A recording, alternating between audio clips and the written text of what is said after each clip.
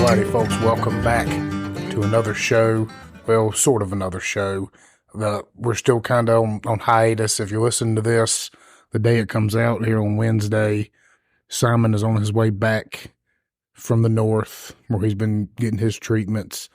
So we're going to be picking back up on the real shows pretty soon. We've got a really good show in the hole we hadn't released yet. I'm probably going to go release it on Patreon tonight or tomorrow. That's patreon.com/getontap for subscribers, only $3 a month, and we appreciate all y'all that do that. A really good show with our good friend Smokey, the Appalachia Stanley. Really big conversation on what a free state of Appalachia would look like, and in hindsight, after this past 2 or 3 weeks, and a lot of the questions about the response and by our government and the response by volunteers and the discrepancies and all this kind of stuff, it kind of made for an interesting conversation. So I'm really excited about everybody listening to that when it does come out.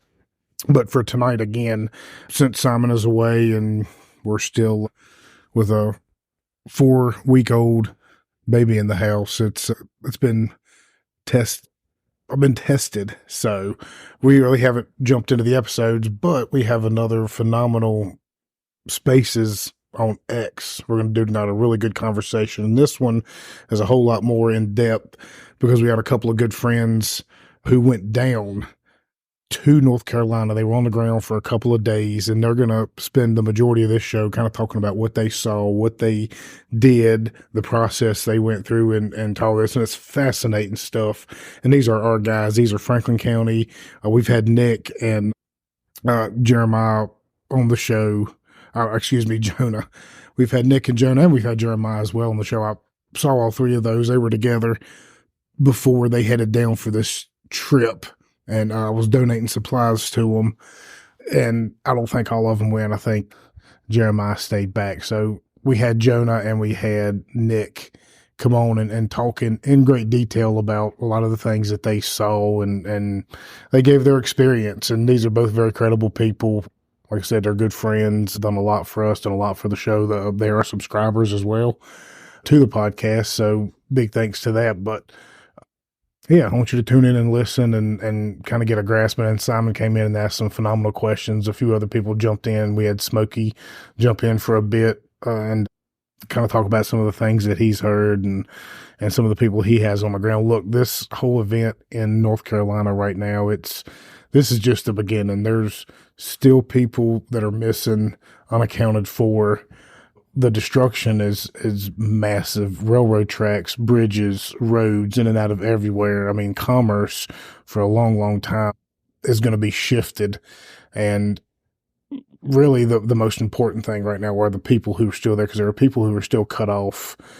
People still needing supplies dropped off to them. It's getting better. If you're paying attention to the videos and seeing the progress down there, the volunteers and the people working at it, it's phenomenal, but it's a long road ahead. So we're going to still try and talk about this and keep this in the limelight as long as we possibly can for those people, because they are our Appalachian brothers and sisters. And I would hope that we would get the same kind of response as something like that happen here where we are. And it wasn't very far at all. I mean, just a few counties up over, whatever the case may be, that very well could have been us here in the Roanoke Valley and the New River Valley. The New River Valley got hit, substantially in places as well. Claytor Lake is a shit show, lack of better terms right now. There's debris for acres and acres and acres. A couple of towns below the dam heading up the New River through Giles County were flooded.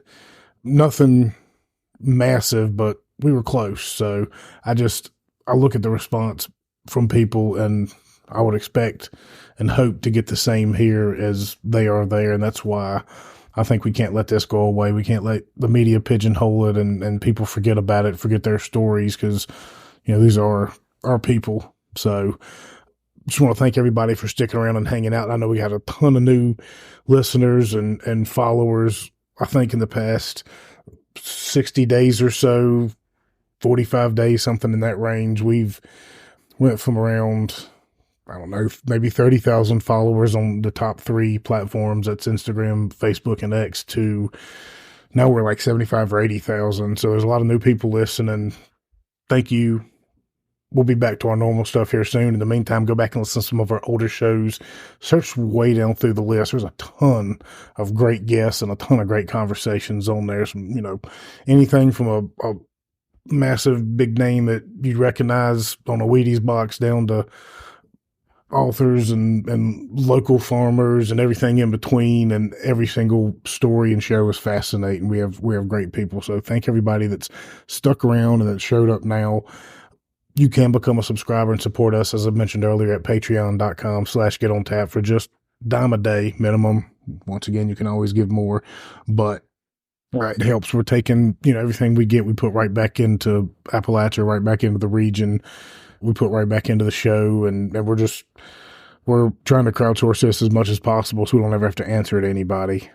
That's what sponsorship ends up doing ultimately in the long run. If we do have sponsors and big sponsors and ones that are going to help us along the way, they're people that we trust and know and appreciate. So once again, patreon.com/getontap. Also, if you're on X, our subscriptions just finally were approved. So you can go over there as well and do $3 a month. We can have subscriber only spaces, group chats, things of that nature. And all of our subscribers, look, when you get in the mix and you get to talking to us and getting to know us and things of that nature, like, you're invited to, come hang out at some of our bigger shows, some of our VIP events. We've met a ton of people doing this, and they can all vouch for the good time they've had, and they continue to come back when they have the opportunity because it's a lot of fun. We're trying to make what is great about Appalachia into something that everybody can appreciate and have fun with. And even just sitting down and having a conversation can be a lot of fun, especially when you add in all the extracurriculars. So thank you all, and I'll go ahead and stop babbling and get into this show with all these guys. So thank you very much, and we'll catch you here very, very, very soon. Well, I just want to thank everybody for joining us here tonight. I especially want to thank Chip for hosting. Last couple of nights I've tried to host one of these things. It just went haywire. Can't hear anybody. They can hear me, and I'm busting in over time. It's just a mess. I certainly appreciate him down in Carolina tonight taking care of that. And for the guys here that are joining us tonight and kind of talking about their story. I got to listen to Nick speak on this earlier today. They made their way down to Burnsville this week and have some really interesting things to say. Their story's pretty wild. He's got some photos and some videos I'm going to compile up in a little video or something later when I get a few minutes or a day or a month or whenever my 3 kids give me 5 minutes to myself. But he's done a phenomenal job of kind of documenting all that stuff, and we'll share that with everybody at some point in time. I'm hoping Smokey's going to jump in here in a bit. I know he was on like the Iowa podcast at 7. He may or may not end up jumping on here, but if he's not and you're listening, go follow him at Appalachia Stanny. He's put in some phenomenal work over the past 10 days, organizing and putting together the right places to donate and who needs what and who needs it where, and really getting that information out there. I don't think there's been anybody better. So good job on him. And for everybody listening, what I want to do is I'm going to pass it on here to Nick, and eventually I'm hoping, Jonah will jump on here as well to kind of to go with him on a little bit of stuff. And kind of when they get done, we'll see if anybody request wants to speak that has any insight into some things they might have seen if they've been in some of the worst areas. Because the main reason I want to keep doing these spaces and talking about this stuff is, number one, we all know how the media is. This will get pigeonholed next week for some story about some girl talking about spitting on a Johnson next week, and nobody will, that's just how it is. So we have to keep this as updated as we can, keep people as invested as we can, because it's getting ready to hit winter down there, and we know what happens in the winter. As Nick said earlier, things come to a halt, and especially down in North Carolina where the snow is going to start coming in those higher elevations, people are still trapped. So we need people still down there volunteering and helping out as long as they can bring that here very near future to share with y'all as well. So with all that being said, hopefully as the rest of the guys start moving in here, but I'm going to let Nick take over now. Nick, kind of explain their process, how they got involved, and then their trip down to North Carolina this weekend and some of the things they saw. So take it over, Nick. So Jonah, who should be on here shortly, his wife has some friends and family down in Asheville, and a bunch of guys from up here already wanted to do something, seeing how bad it was. Jonah took the lead initially and made the contacts got the information. I mean, this was planned in about 4 days tops. A bunch of people took off work. The initial way we were going down there was we were going to go to Excel College, just outside of Asheville, I believe. And we had paperwork, so there were checkpoints at one point. They weren't there when we went down, and we were going to go down with and help out and volunteer with the Cajun Navy. The trip down there was very interesting, or across there, I should say. If you can't tell, I'm not from these parts.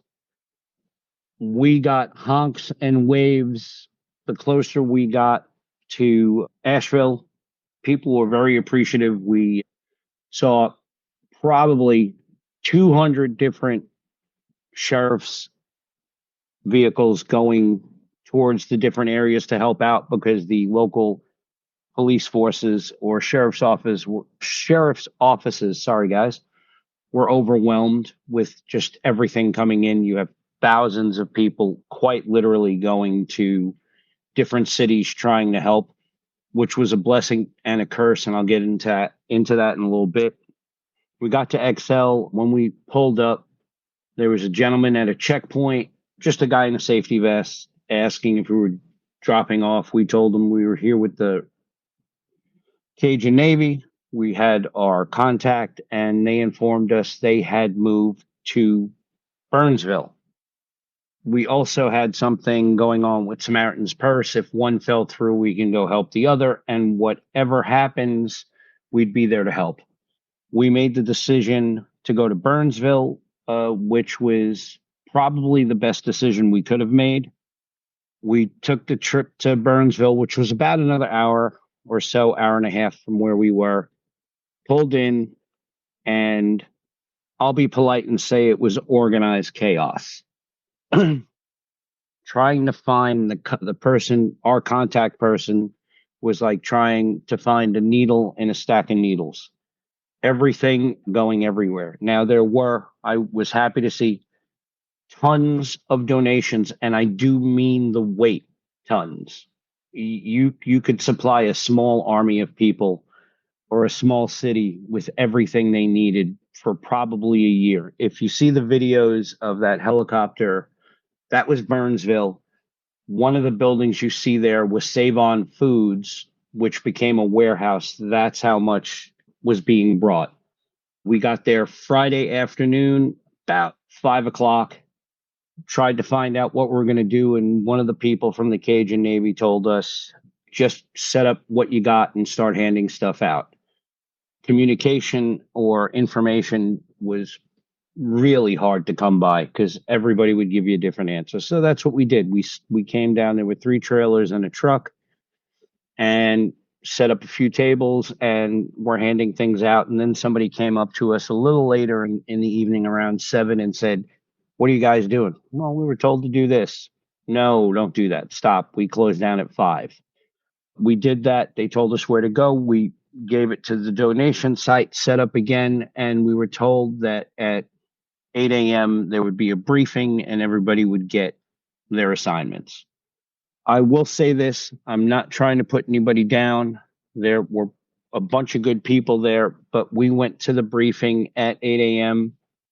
I don't know who the gentleman was because finding our contact was damn near impossible. Chad Fayenstock, if I recall correctly, was the name we had. There was a gentleman there, shorter, heavy set, tattooed, kind of looked like he might have served at one time, and he was talking to some guys about the missions they had. And then they broke out a bottle of bourbon. That kind of caught me off guard. I don't mind a drink or two, but at 8 a.m. when you're supposed to be going out on a mission, yeah, probably not the best look. So who were these people that were drinking the bourbon? They were Cajun Navy. Was it the Cajun Navy, or was it just people who were there volunteering?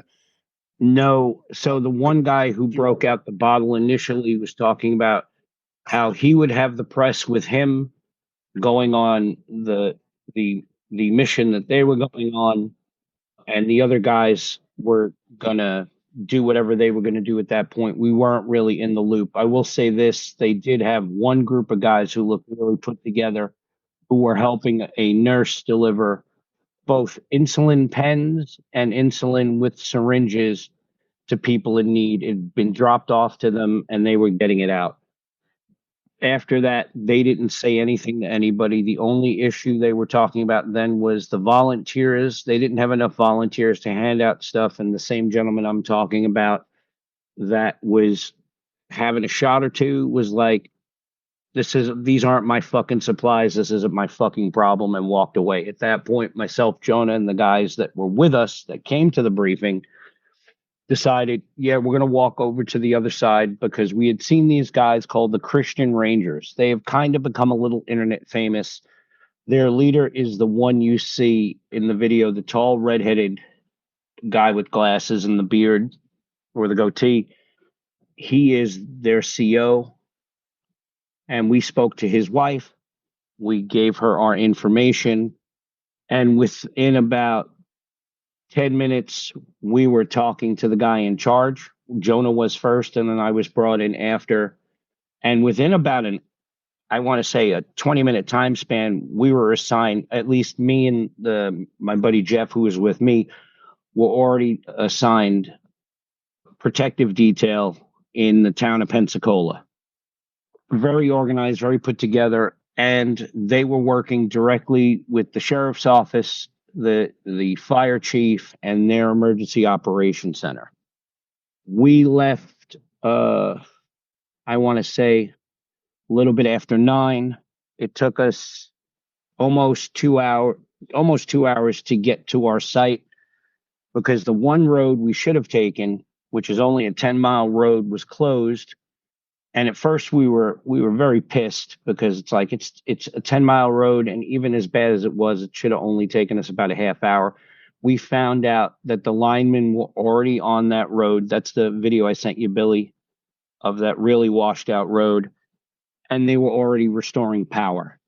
So when we got to our protective site, while we were pissed, we had to take this other very treacherous road over a mountain, Bernardsville Mountain. It didn't hurt quite as bad, because, people are doing good work. We got to the site. We relieved the Christian Rangers that were there, because Friday night the request came into the sheriff's office in Burnsville for some kind of protective detail, because I used to say it is a town of 600. I will tell you, it was a town of 600. They did lose a few people. I never got the exact number. Literally what you would see as a picturesque Appalachian mountain town, or what was left of one. No power, no water, no communication with the outside. The guys we relieved briefed us real quick on the situation at that point. And at that point, FEMA had arrived at the firehouse. Hey, Nick, real quick, what town were you in? Pensacola. There you go. I laughed. When they told us we were going to Pensacola, I'm like, wait, I'm driving to Florida? I forget how many towns there are with the same name. When we arrived, we were informed that FEMA had arrived about a half hour earlier, and they were going to try and take charge. So there was a big discussion, and one of the local landowners, because this is a small town, said, hey, I have about a 20-acre fenced-in tract with a barbed wire across the top, offices, garage space. I don't have power, but if I can get this generator working, we will.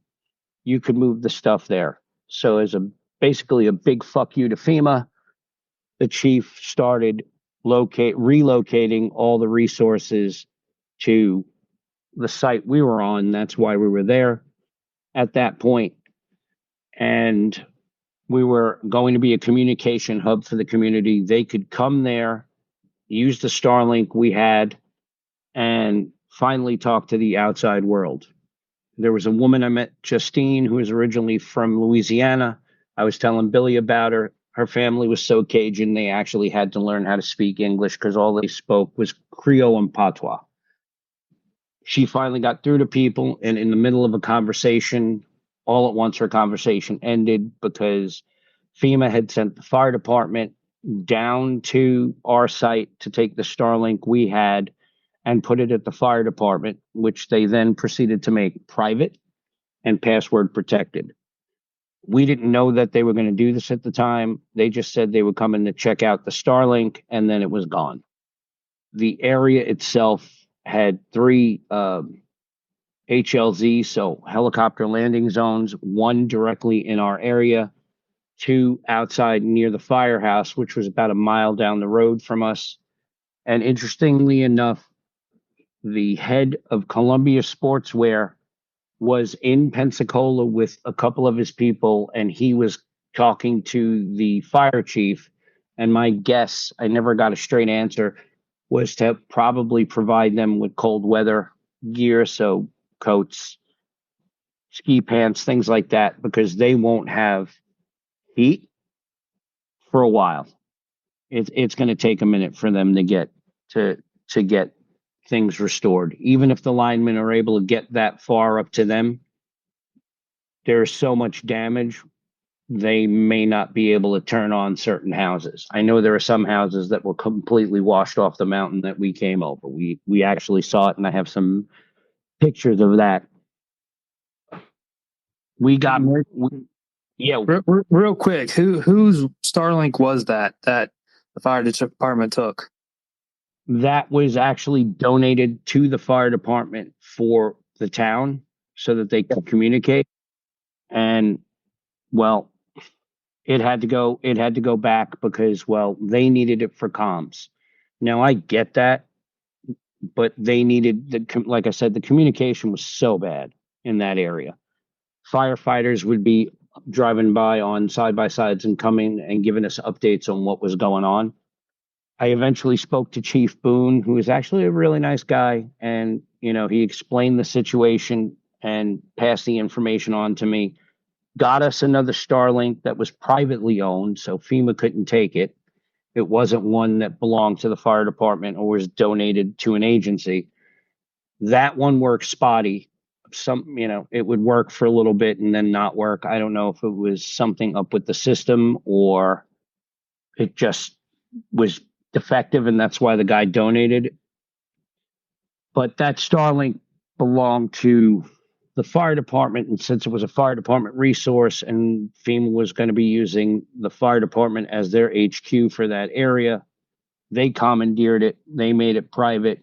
They pissed off a lot of people, and I got yelled at a few times. I didn't take it personally. They weren't yelling at me. I had no control over it. They were yelling at the situation.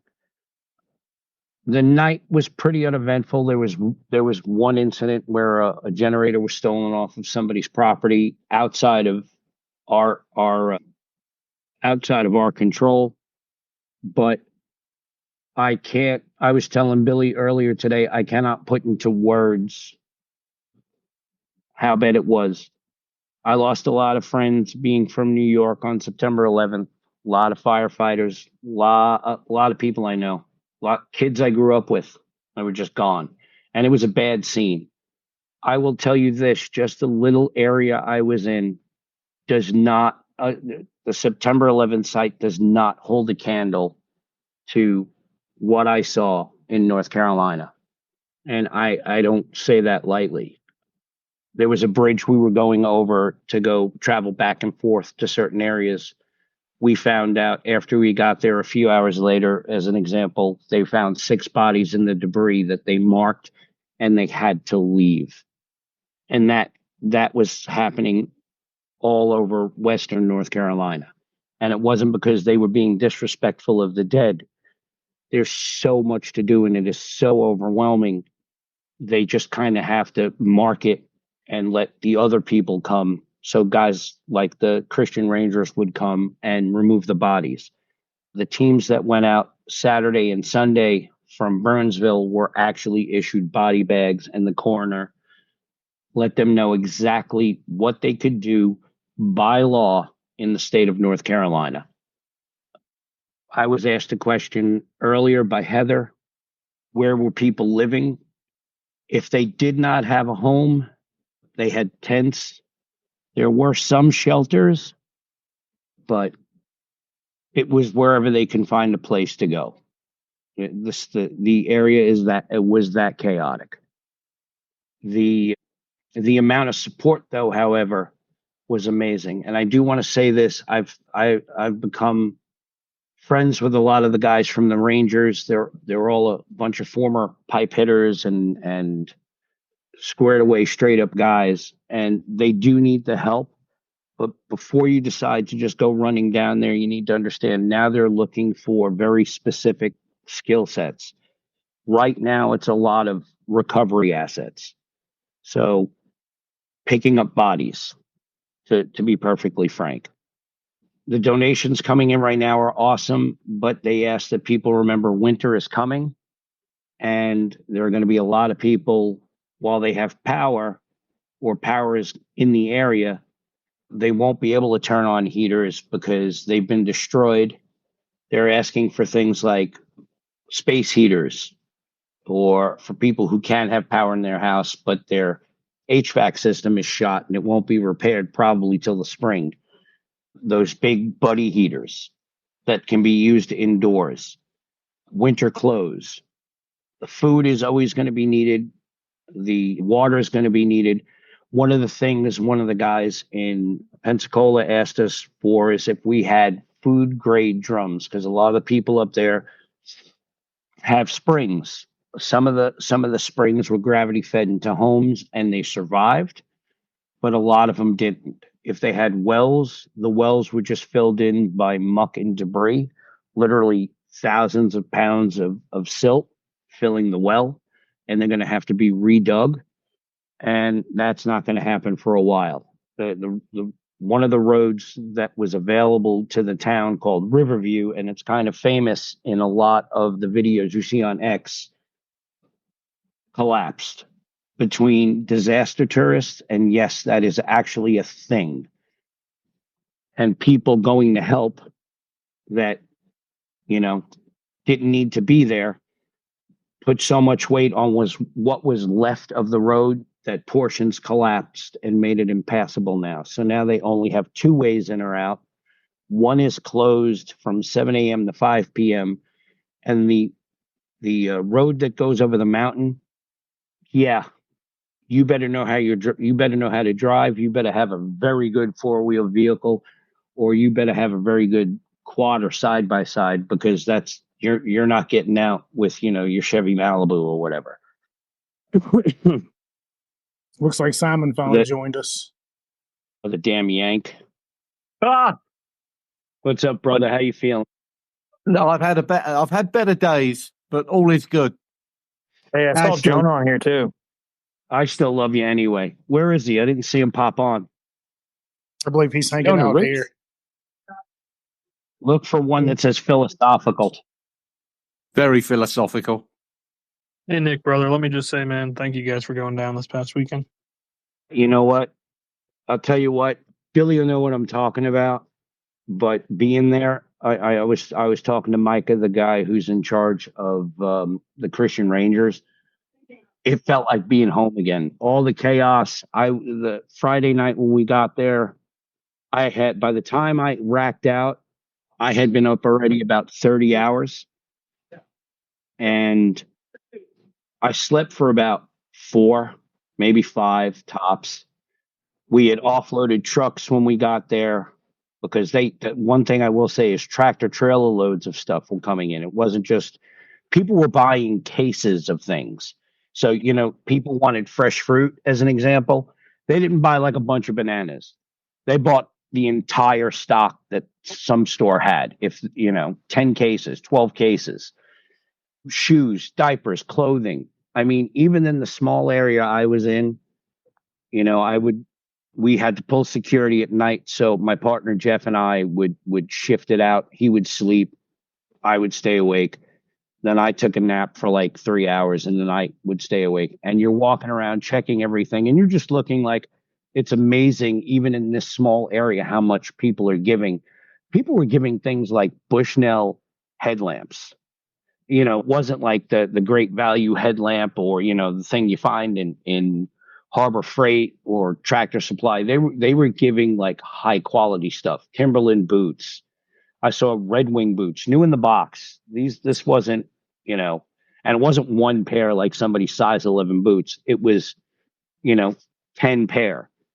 Somebody went in the store and said, I got $1,000. How many pairs of boots can I get? That kind of thing. And these are people who don't have a lot to begin with. And people were just, I'll give you an example. There was this group from Michigan that was looking to make meals for people. They showed up at the firehouse and the firehouse sent them to us. They had fryers and grills and you name it. And they cooked for everybody there. So we had about 20 guardsmen with us, myself, my partner, Jeff, other volunteers that were staying there that were working. And they decided they were going to leave initially. And they said, we'll stay as long as you need us. We have other trucks of food coming in. And they were going to feed everybody hot meals.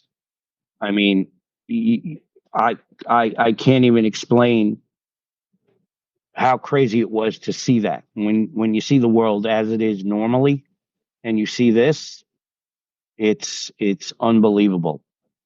Getting back to Friday, I sent a few people a picture of an old man. His name is Wayne Pops. I had woken up. My partner Jeff had woken up just because he was cold and he had to take a piss, and he ended up staying up with me. And we were just setting up our table, at camp stoves and all that stuff. I needed a cup of coffee in me because I didn't have a Monster at that point. And this red Ford Ranger drives by. And we're like, who the heck is that? We don't know who's who yet and what's what. We don't know the lay of the land. And that same vehicle had come back and kind of stopped by us for a second. And we had made friends with a truck driver who was parked next to us. His name was Robert. Came in with his low boy from Florida and was doing all the work for free, buying his own gas, the whole 9 yards. No, he was everything was on his own dime. I mean, he's driving a big rig. This isn't going to be cheap for him. And he asked this gentleman, who I found out was Wayne, and I later started calling Pop, and he was calling me son, that he wanted a cup of coffee, and there was nothing open. So he comes over with money in his hand and he's like, can I have a cup of coffee? I'll buy it from you. I'm like, put your money away. What, I almost acted like a New Yorker and like, what are you, retarded? But I have to remember I am in the South now. People will react differently to that comment. And made him a cup of coffee. I had that Nestle 3-in-1. Some of you know what it is. I know Billy's seen it before. It's big in the Middle East. Very tasty, in my opinion. And he just wanted a black coffee, and he was standing there drinking his coffee, and we offered him my camp chair so he had a place to sit. And we were asking him, you sure you don't want anything else? And he's like, no. And then Robert went up to him, and Robert, the truck driver, and he was like, you sure you don't want anything else? He goes, I could use a hot meal. Now, if you've seen this picture, this isn't some 70-year-old guy who's kind of fit. This is a skin and bones kind of old guy. The kind of guy you look at and you go, oh, we need to help him. So I told him, look, we don't have any like real food at the moment. They won't be up for hours. I said, but we got like these Mountain House meals. They're freeze dried. All I have to do is boil some water, and it is real food. It's just, it needs to be watered. And he's like, that'll be fine. And we gave him a breakfast skillet. And I told the guys, look, I need a picture of this guy. I need to send it out to my friends to pass it on and go, look, this is why you're doing this. Sorry, guys, give me a second. Anyway, Robert snuck a picture, and it kind of sums up that area. I was talking, and he started tearing up. So I made up some bullshit excuse. I had this, there was stuff thankfully the stove was on, and there was stuff on the stove, and I just needed to check it. I just needed to regain my composure. And the picture he took was this gentleman, Wayne Pop, wiping the tears from his face. I have been to a lot of places most people would never want to go. I have seen a ton of shit that you'd never want to see or experience. For some reason, this old man sitting in my chair, drinking a hot coffee, very polite, but in need of a lot of help. Are you okay, baby? I think we lost you there for a second, Nick. Are you still there? Oh, You Yeah. dropped out when you said him sitting in your chair. Yeah, and then you Drinking dropped a coffee. and you dropped out. Yeah. well, either way, the picture of that gentleman kind of sums up who these people are, what's going on, how much pride they have, how much help they're willing to give, how kind they are. There was a taco truck that I didn't partake in that came, and it turned out when Jonah gets on, he could explain the fueler. He came and would not take a dime from anybody who was getting food from him. Like Jonah and the guys, everybody who went was throwing 20s at him to help pay for what they did. He's like, no, you help me, I help you. I mean, that's how the people were there. I mean, it was unbelievable. And the support down there as far as people go is incredible. The only FEMA people I know of were the ones by us in Pensacola. I never physically saw them.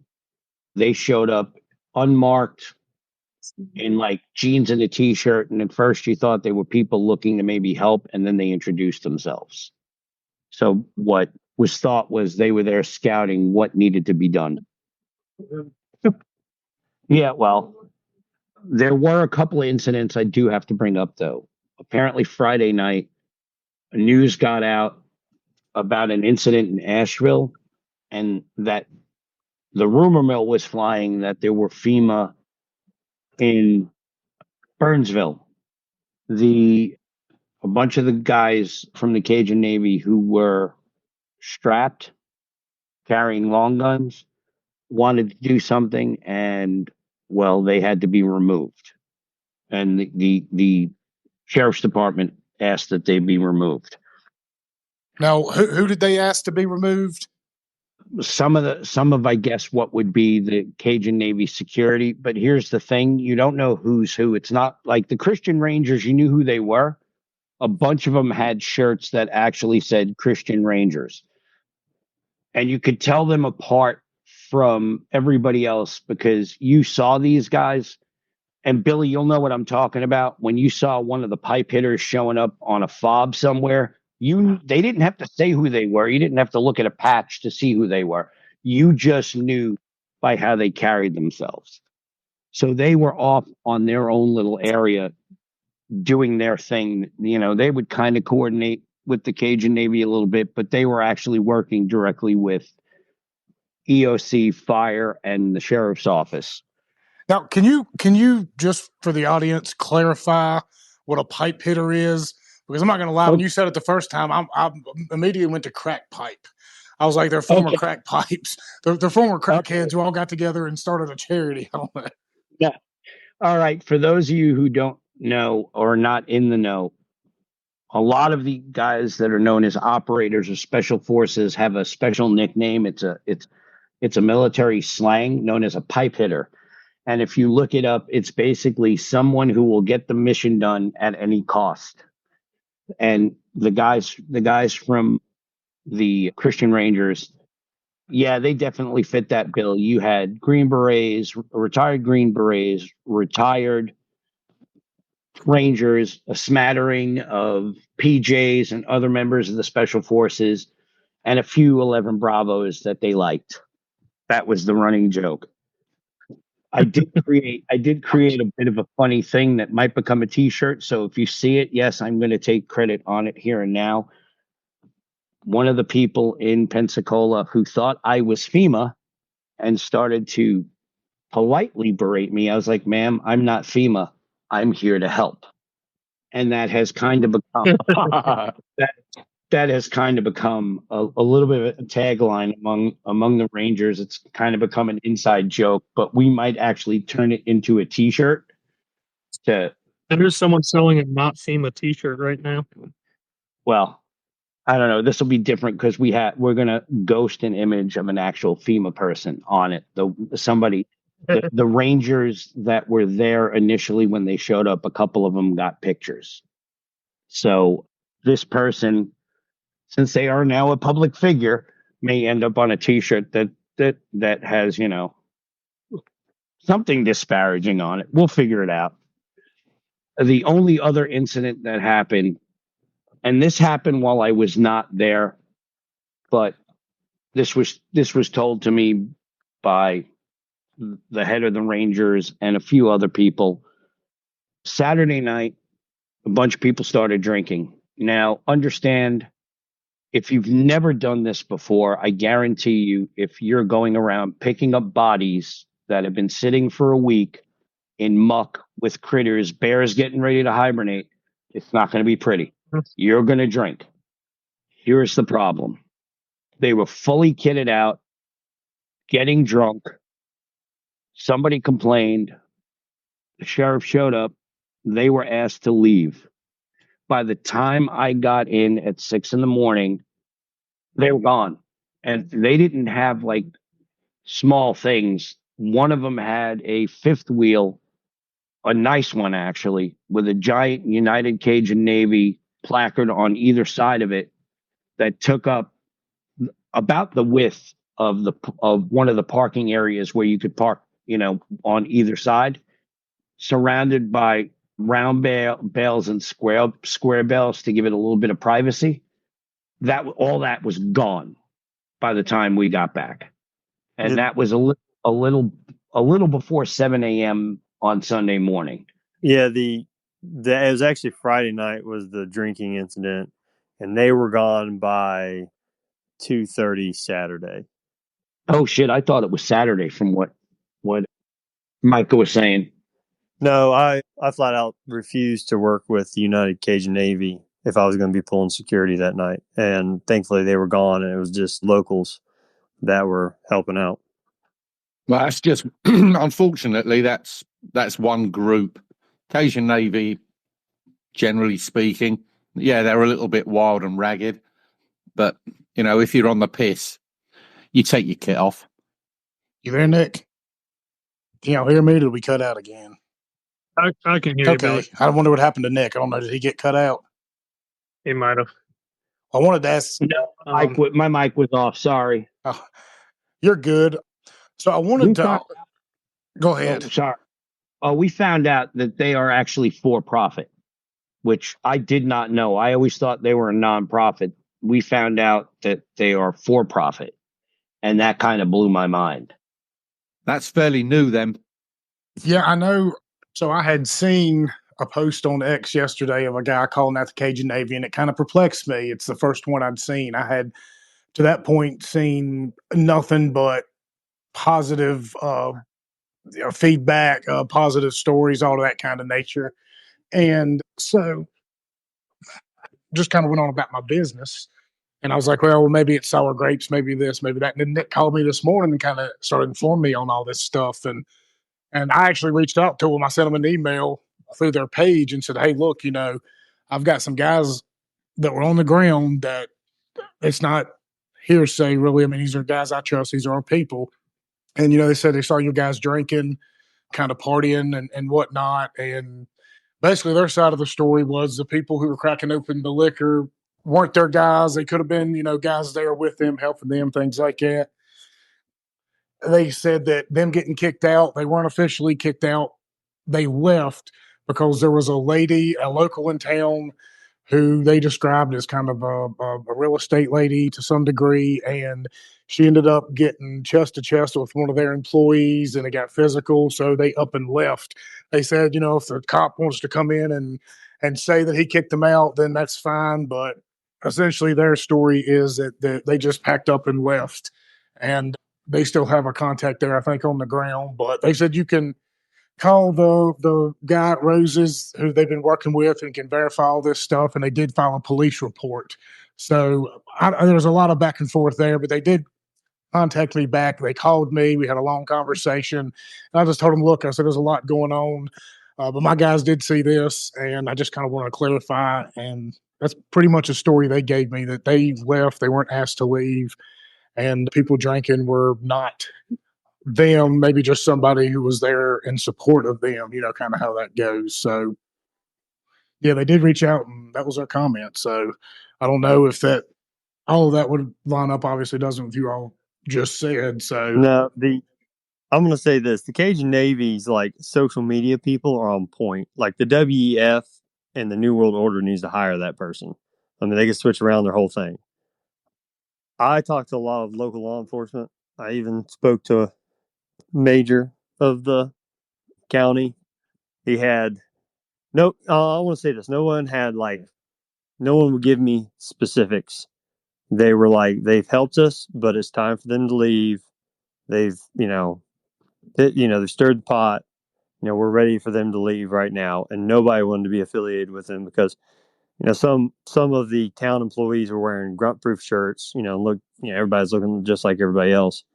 And I asked one if they're Cajun Navy, and the guy basically cussed me out, cussed them out, and said a bunch of other stuff. So I always, it's back what the CEO of the Christian Rangers said, primary missions for the people. Well, the people got tired. Like all the people I talked to had gotten tired of them, and they were asked to leave as soon as possible. Well, it's rather unfortunate going to an area to help people that pretty much just lost everything, including friends and family, and you act unprofessional like that, it's disrespectful.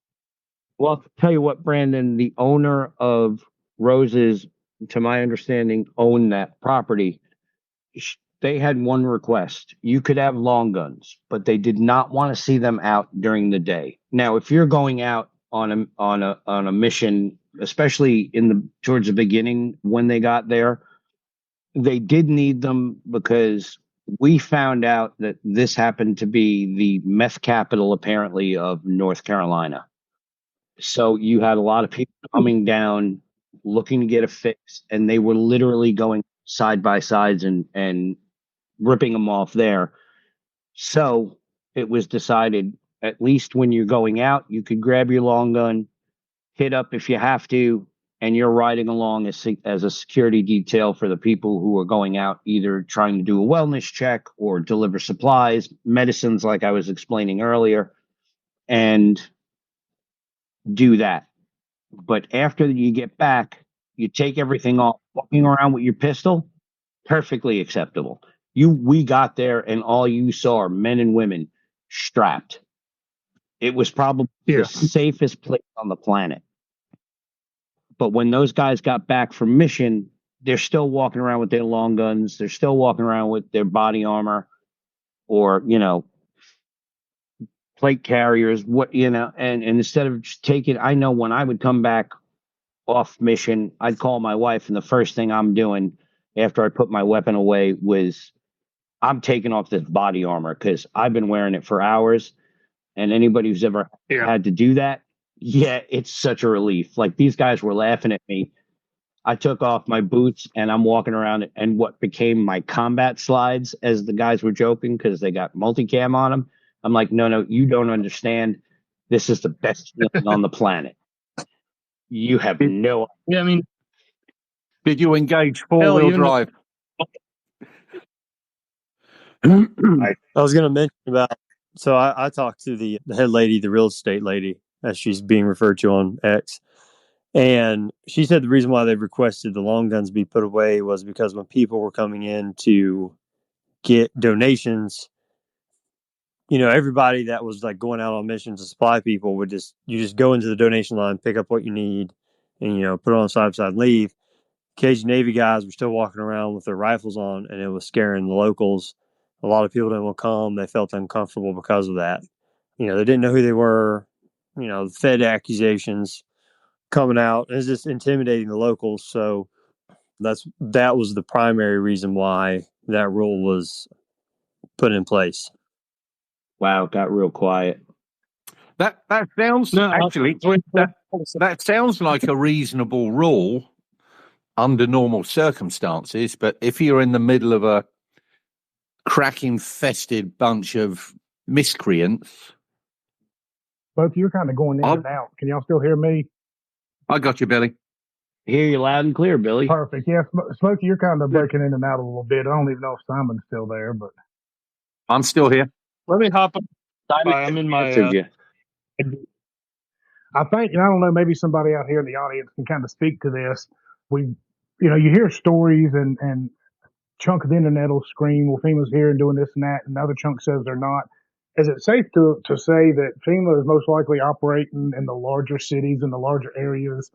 It's really getting a big chunk of their presence in their press, but when it gets out to these hollers and smaller towns, it's pretty much on their own, locals working with, charities and nonprofits and things of that nature. Yeah, I would say, yeah, at least to where we were. Like I said, I never actually physically saw the person or people, but there were those 2 FEMA reps at the firehouse in Pensacola, and that's why the property or the donations were moved to private property, because now, it's on private property. You can't confiscate anything. This belongs to whoever owns the property, and it's theirs to do with as they see fit. The only thing that did suck was because of this, we could hand out stuff if it was emergent. So people absolutely needed it because they had nothing. Otherwise, the distribution center opened today. And my understanding from the guys who were there that relieved us that were staying there is it was packed. And there were still more donations coming in, and there were more going out. I mean, it was a steady stream and very well organized. So, Organized by whom? By the locals. There you go. I've got a question for you. I've got a question, shoot. Nick. I heard something, it was either today or yesterday, where I think it may have been actually the day before, where we heard Biden spouting that, everything had been pre-positioned and they were ready for, supporting the disaster. Did you witness anything that would suggest there was pre-positioning in that locale? Jonah, maybe you saw something? Only thing I saw was, it wasn't FEMA stuff. It was other nonprofit disaster relief. Friday night, there was a tractor trailer load full of half of it was just crap. You had pallets of coolers, foam coolers, which I get. You had like 9-volt, like a whole pallet, like a humongous pallet of 9-volt batteries. And I'm like, I don't even know what runs 9-volt now. Besides smoke alarms. Yeah. And you had like pallets upon pallets of like hand wash that you had to use water with. And it was like, and then hospital gowns. That stuff would package. I got a picture to prove it. That stuff was in a warehouse in 2022. It had been warehoused. So that's the only thing pre-staged that we saw. And it was like, we were unloading it, and I don't know who sent it and who it was for. It was just a bunch of, it's kind of weird what it came in. And then you're in a crowded parking lot and you're like, what in the world do you do with this stuff? It was a bit of a rhetorical question because I just wanted to really feel that out and have you guys state the situation, because again, this administration is lying through its damn teeth.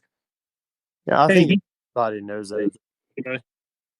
Biden said the truth, Simon. He said that these storms are going to continue and get worse, and the federal government will do everything it can, not to save people, just about these storms getting worse. Well, I will say this. I think Tampa's about to find out.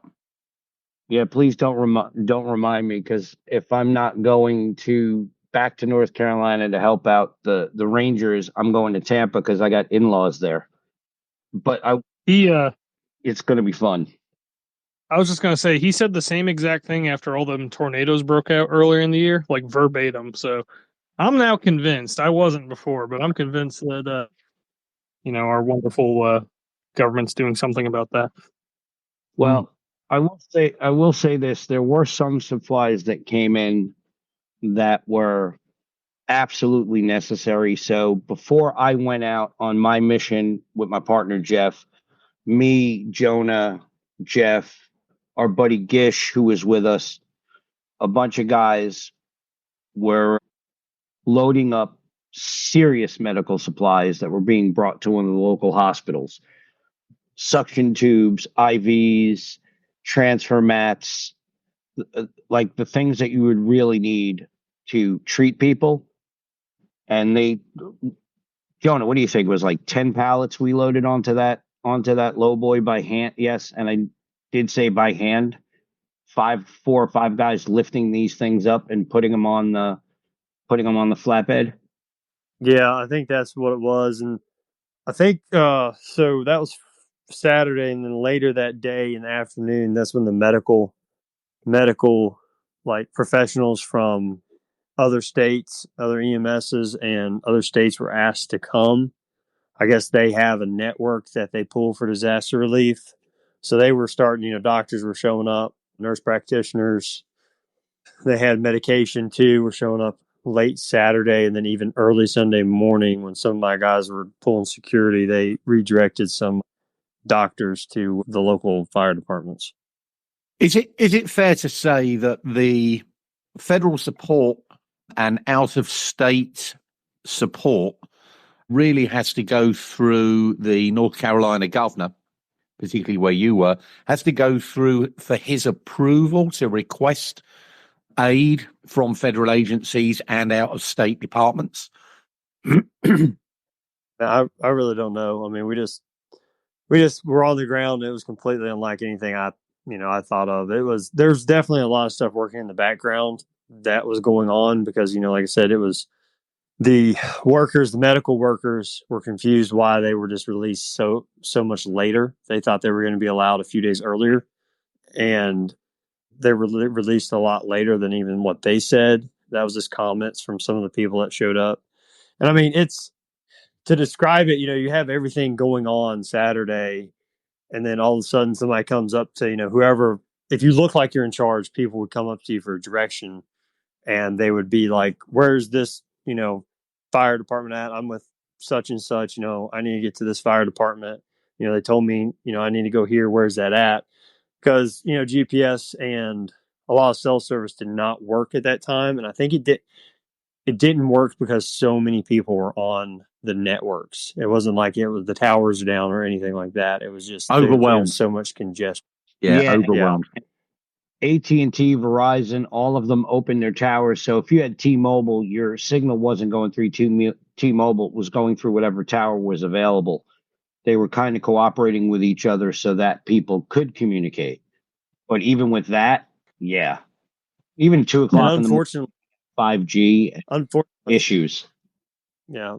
I think a lot of that too was you had the disaster sightseers and you had people trying to get social media cred, trying to upload videos and doing stuff like that. So I think the vast majority of it probably getting hogged was from, people trying to get social media points. I could tell you when we were going to Pensacola, we're going over that mountain road that was actually, I sent Billy the pictures. I'll send them to you, Simon. I know you've been going through your own thing.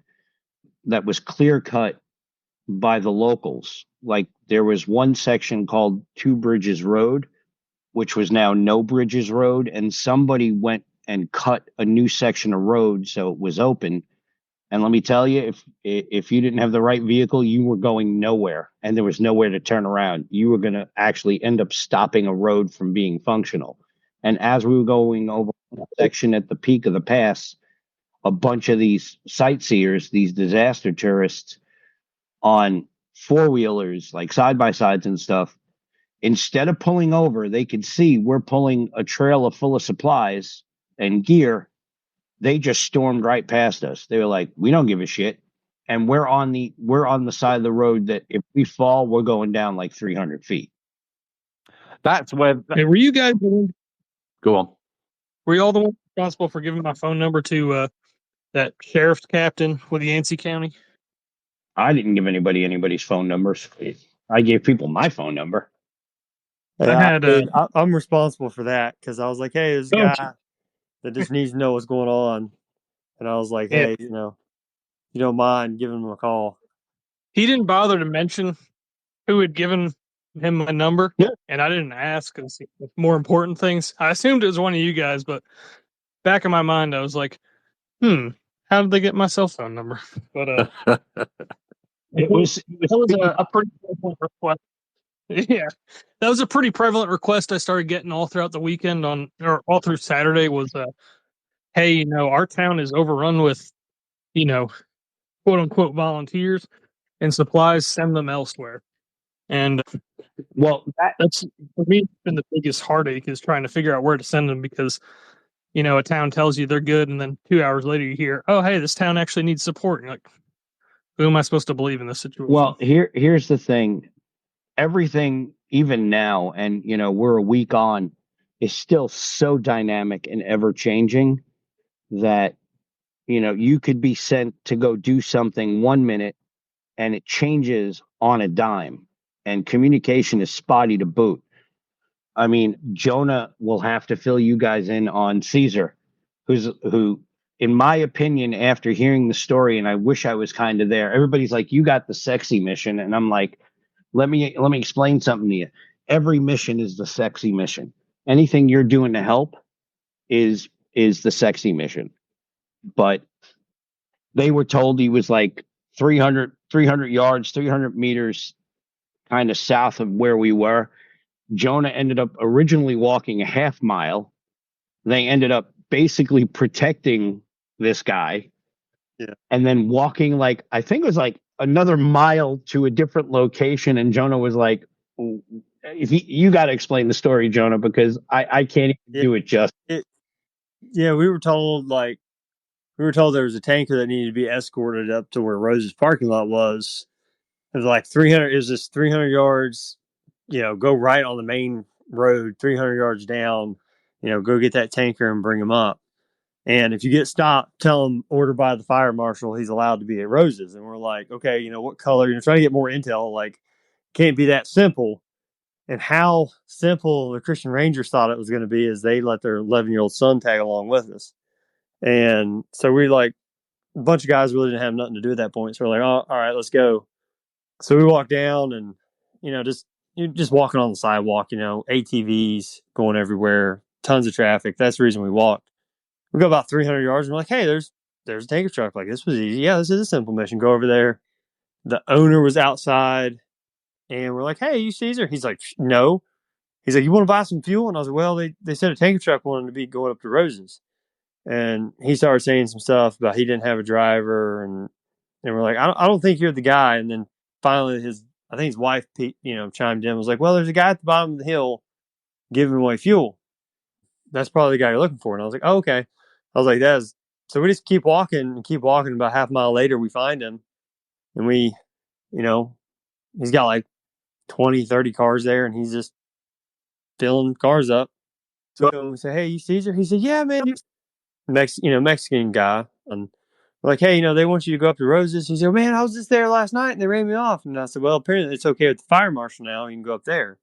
He's okay. He said, once I get all these cars filled up, he said, all these cars have been waiting. We're going to fill them up.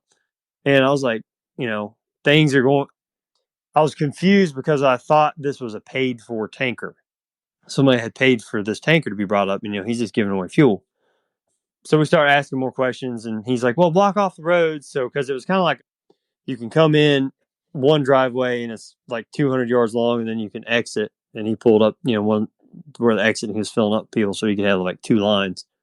And he's like, well, take the signs down because he had free fuel signs. And he said, post people up by the road so we can get all these guys out. And we're like, oh, okay. And we started talking to him and we realized he was from the border of Texas and Mexico. And he came up here they came up there Thursday and it was his truck and his trailer and his fuel. And he was just giving away fuel. Like, it's free. It was his fuel. And he said, I got to get rid of all this fuel today. And we're like, hey man, you got to get rid of it. You got to go back home. He said, no. He said, my dad's bringing some up from Tallahassee. And we're like, what do you mean your dad? He said, yeah, me and my dad, my brothers, all of us, we're all in this business and they're ferrying fuel up to us. I was like, for free? He said, yeah, man. He said, my dad's coming this evening. And he's like, I got to get rid of all of it. So it was like his mission to just give away like a whole tractor trailer load of fuel. Wow. And so then he That's, didn't want to go up to Rose. He didn't want to go up to Rose's parking lot. And I was like, well, I can't order him to go up to Rose's parking lot. Like this is his fuel. This is his tanker. And about that time, like two police officers came in, and then a Toyota truck came in, and I was just posted up, just keeping, because we still blocked it off, and we were just keeping, like I said, it was like moths to a flame at that point when someone puts out free gas. It's horrible. And I was like, I was like, oh my goodness, we're going to be in trouble. We're on private property. We're giving away fuel. I'm just thinking of all the regulations in my mind that we might be breaking. And so I go up to him and I said, hey, what's going on? And they're like, well, he said, we got to fill up all these people, and we're going to go fill up the town. They want me to fill up the town. And I was like, okay. And they had politely, and I mean extremely politely, asked him if he would be willing to fill up the town reserves because they had none. They had ran out a few days ago. So I'm talking police department, the maintenance department, fire department, EMS, their dedicated fuel tanks had like dry, and they couldn't find anybody they couldn't pay anybody to come in and bring them fuel. So Caesar was adamant. He's like, everybody's been in line. He said, they're getting fuel. So that's time Gish and this was like 2 p.m. at that point. We like headed out at 11, and now it's 2 p.m. And we started talking to him, and he's like, I haven't eaten. He hadn't eaten since 9 o'clock because he'd been so busy giving away free fuel. So we put up a canopy. He put up his canopy, sit him down. We're like, you eat. He trained Gish on how to dispense fuel. We still had to do a lot of paperwork. So I was doing the paperwork. About that time, the sheriff, or the deputy rather, was at one entrance blocking it off. And then we took down the signs for free fuel, and we're trying to get people out. Like EMS then came. So he switched over to diesel because they were from Wilmington, North Carolina, I think, the coast. And then one guy was headed up to like Galax, Virginia, and they couldn't get into any fuel like gas station, because gas stations had fuel. They couldn't get into any gas station. So we switched over to diesel, which, it's a long process. Everything's taking time. Switched him over to diesel, got everything ready. And then the deputy asked him, instead of going to the high school, if he could go fill up another tank. And he said, well, it's a tight fit. So the deputy's like, asked Caesar, can you drive with me in my car so we can go make sure you can get in here and figure out a route? So Caesar's like, yeah, man, we can do that. And the deputy's like, these you guys with him? He's like, yeah, man, these my homies. And the deputy like looked at me and he said, can you secure this tanker while we're gone? And I was like, roger that, sir. I guess, yeah, all right. So I was like, I guess we'll secure it. And I'm going to tell you, the best way to secure a fuel tanker, if you ever need to, is you tell everybody it's empty. You don't have fuel. It's empty. That's fucking beautiful. So we were just like, nope, it's empty, because Caesar was like, was adamant about he was still going to be allowed to, fill up private people if they wanted it. So they were like, all right. So deputy came back with Caesar. We got in the truck. The 11-year-old boy, Lincoln, he rode with the deputy, where we talked him in to be like, dude, you need to ride, you need to ride in the cop car. So we got a police escort up to that building, which it was on some sketchy back roads. And I kept asking Caesar, I was like, you want to stop, get out and stop traffic? He's like, nah, man. He's like, I'm bigger than they are. I'll stop. They'll stop. So it was just, it was a good time. Got up there and got to the building where the tanks were. And I want to talk, it wasn't like threading the needle, but how he had to back in. And then there was sinkholes everywhere. And then you're like, great, I got to keep this big rig away from these sinkholes. There was a, town car sitting everywhere. And I was like, well, the deputy told me to get all the cars out of the way. So I just, politely start requesting everybody just hurry up and move everything. So he backs up, starts unloading fuel. And then this Mexican family shows up, and Caesar was telling them, let them on through. And Caesar had filled up their vehicles yesterday, and they brought him and everybody else food. So we get to sit in the back of a in the shade at a picnic table eating food and just laughing it up with the locals. And, they were all, like I said, they were all American citizens. They were like 100%, like I said, 1,000% American in my mind doing this stuff. And that's what Caesar said. He said, man, we're all Americans. He said, this stuff happened in Mexico. He said, no one cares about anybody. It'd be your problem. He said, no. He said, everybody here, he said, this is the least I can do is bring free fuel. He said, this is what we're doing. So that was that tanker story. And I would say that was like the coolest experience. And the taco truck that was there Friday night, it was there giving out free food because he had filled them up Thursday and Friday. He had filled them up for free, and they didn't have anything. They couldn't make money because they couldn't get fuel. And he had filled them up for free, so they came back and gave everybody free food Friday night. So that community was paying everything forward, which was pretty sweet. That's a great thing to hear. There's one thing. We had a discussion on Spaces the other couple of days ago, and I think one of the takeaways being, Monday morning quarterbacks or backseat drivers, whatever you want to call us. I think one of the big takeaways that we were drawing a conclusion on was that how beneficial these small communities would be with ham radios, CBs, that weren't relying on repeaters, cell towers, etc., etc. And I think that was a big takeaway that we could see from afar. And I think that's probably going to be one of the big valuable lessons that these sorts of communities will learn from, is to at least have, a ham operator, some CB radios, whatever it may be, that don't rely on these repeaters and cell towers. That was a big takeaway for us, was if we could do this all again, if there was communication, reliable communication with radios, how much easier and smoother these operations may have turned out. Yeah, we were talking about that because, everybody did want like good ham radio operators.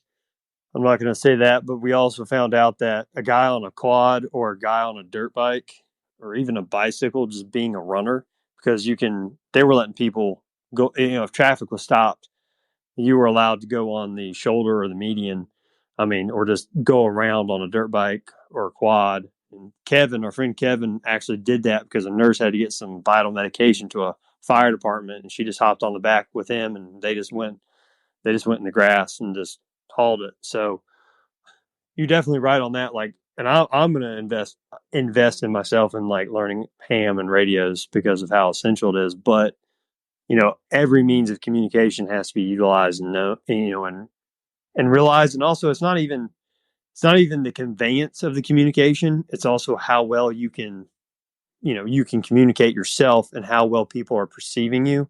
Because that was half the miscommunication with my guys was, so after we got the fuel tanker, like halfway unloaded, Kevin, my guy, was going to go off to hook up with the Christian Rangers and tell them where we were, what we were doing, and why we weren't back in 4 hours, and tell them, Lincoln was okay, because he was starting to get worried. His dad, dad is like, man, I'd be worried if my son was gone this long.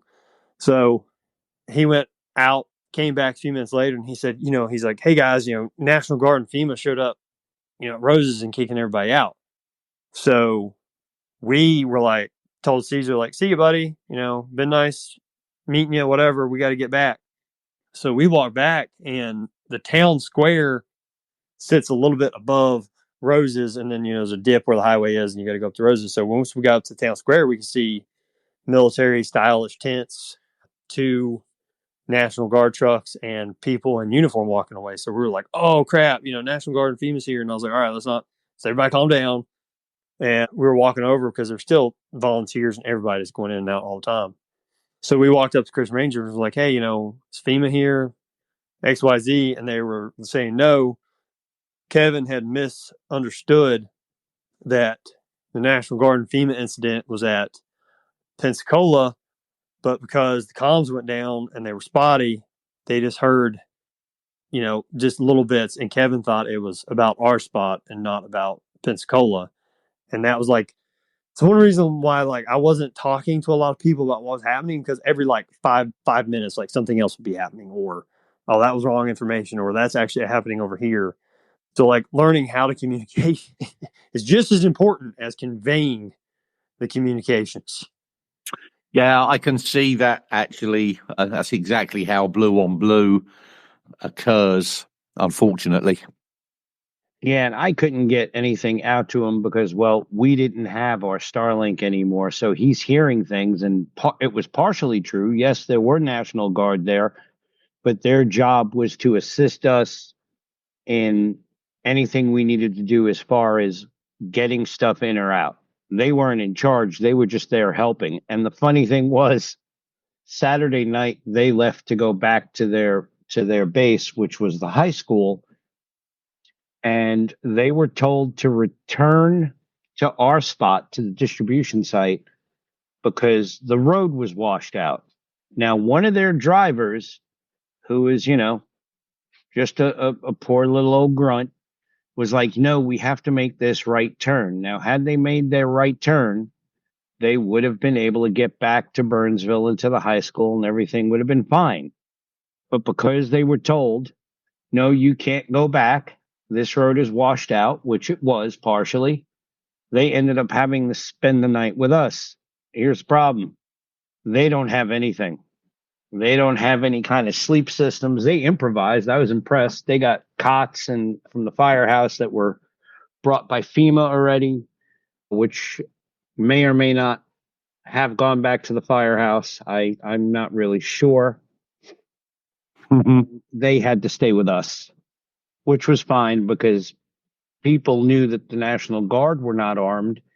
But now you see 4 Hummers, 2 parked by the fire department because all the female National Guards women were at the getting to sleep in the warmth and the comfort of the firehouse while the guys hung out with us, except for one sergeant who was the ranking NCO, and she had to be there. So it was kind of funny to see that happen. Everybody was like, "Oh no, Interesting dynamic." Yeah, you're like, "Oh my God, the National Guard's here!" Everybody's panicking, and it's like, yeah, they couldn't do a damn thing.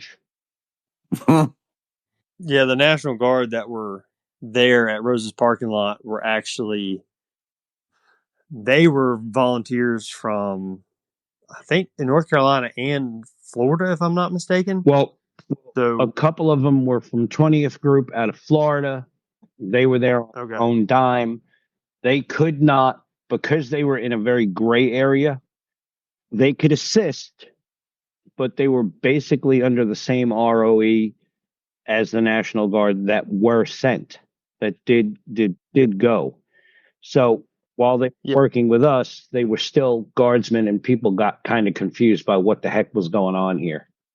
yeah, and that was an interesting thing because you see guardsmen, and you're like, they're not armed, like they weren't carrying any weapons, and then every single person except Jonah like had a gun on them because I only started carrying my pistol when I had night guard duty.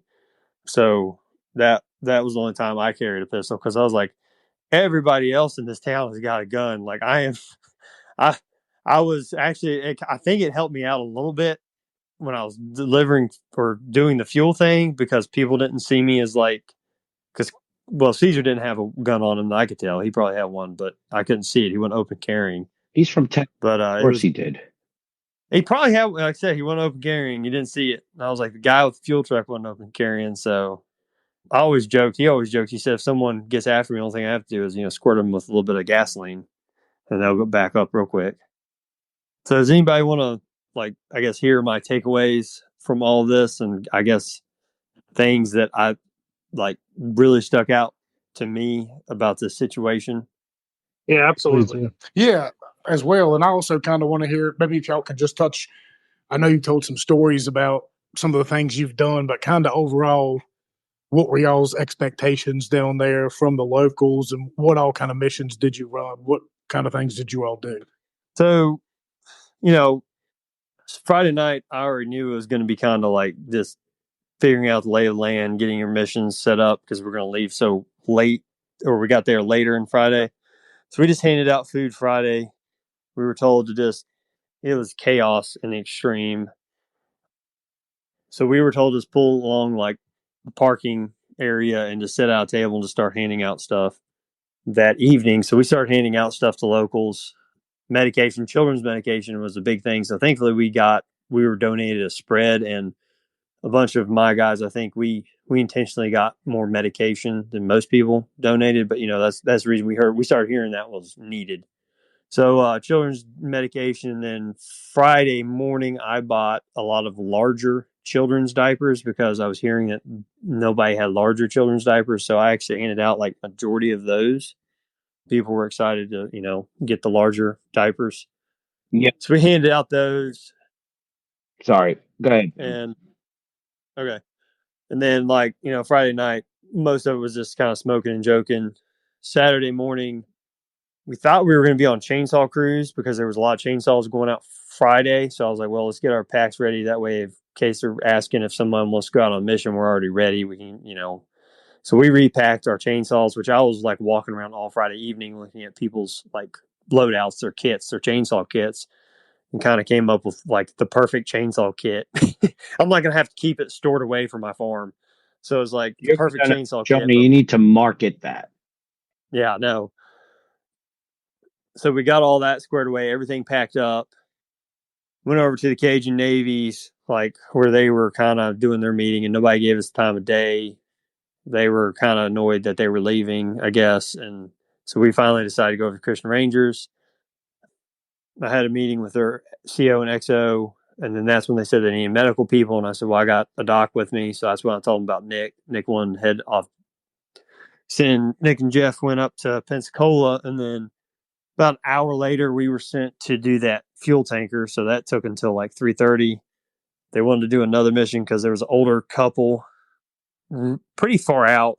Then it turned into one older couple. Then it turned into a bunch of older couples. One needed help with animals, need animal feed, and then actually feeding and taking care of their animals. So I was like, yeah, a bunch of country boys will do that, So we're trying to gather supplies, and then they were trying to find a route because this one's washed out. No, this road's washed out. It kind of became analysis paralysis about how to get to this route selection. And then we got a stand down order because the CO didn't want to send anybody out on missions until the guys came back from Pensacola. We didn't realize they had to take the long way around. So what should have been 45 minutes turned into like 2 hours and 30 minutes. So that set us back to like 5:30. We had their debrief, which is on X, going around famous on X. And then we kind of like chickens with heads, cut off. We tried to go around, pick up supplies. Few young guys. It turns out later we found out their mom too showed up in like this awesome Overlander, like pretty new, shiny. A lot of people judged it because it didn't have dents in it to be an Overlander. But he's wanting to go out on something. We're like, yeah, you got this. We loaded up his rig, which massive amounts of dollars in this rig, and we're going over equipment he has. And I was like, you got flashlights? And his he just like looks like a deer in a headlight. And he's like, I forgot flashlights. And I was like, you showed up in $100,000 rig and you don't even have a flashlight. So we told him to go allocate some flashlights because that was kind of the whole thing. If it's for a mission, it was donated, you can go allocate what you need. No questions asked. Just go say, I need flashlights. People give you flashlights. So we get all that ready to go. And then the person that was leading it was Charlie. She was like, well, I need to get chicken feed, but I don't want to stand in the line. And it was like 100 yards, probably 50 yards away, maybe more than that. And she's like, oh, I don't want to stay in line. She was hee-hawing about how to get all this chicken feed. Yeah, come on, we got to go hump some chicken feed. So it's really funny if you're like walking through a place that has a lot of people that nobody knows who's in charge of what's going on. If you look like you are walking with a purpose and you have a mission, everybody will stop you and ask you, you must be in charge. What are we doing here? And I was like, I don't know. This is what I'm doing. I need chicken feed. So got the chicken feed, got on the side by side, like a 3-person side by side. You can, if you really scrunch really hard and one guy hangs halfway out, you can get 4 people in one. That's what I learned. Yeah, and who is the guy hanging out? Yeah, me. So it was me, Kevin on the squad, and then the other people in the Overlander were going. And they're like, Charlie's like, all right, we're lead. Which way do we go? And I was like, I wasn't in the route planning. The 3 of my guys were route planning. I was getting supplies. And she's like, oh no. I was like, well, we go left. So we're going to start going left, and then everybody yells at us, no, you're going the wrong way. You need to go right. So we go right. Halfway down, we realize, oh, no, we're going the wrong way. Turn around. And we start going the other way, get about 5 miles down the road, and this traffic grinds to a halt. And I mean, we stop for like 5 seconds, and then every EMS vehicle in our vicinity just turns on red lights and starts blaring the horn. So it had been an accident up the road. Realized it was getting a little bit late, and we're like, it's already probably too late. The place we were supposed to go was like 18 miles away. So we just turned around, came back to base. And then a few minutes after that, Kevin got that the nurse with that medicine needed to be at the fire department. So he took her on her quad, again, like just drive on the sidewalks, drive in the middle of the road, just weave in and out where you need to go. Turns out that he actually was sent to the wrong fire department 8 miles away. The fire department he needed to go to was a half mile away. So again, that was like things were just taking a long time because of just information.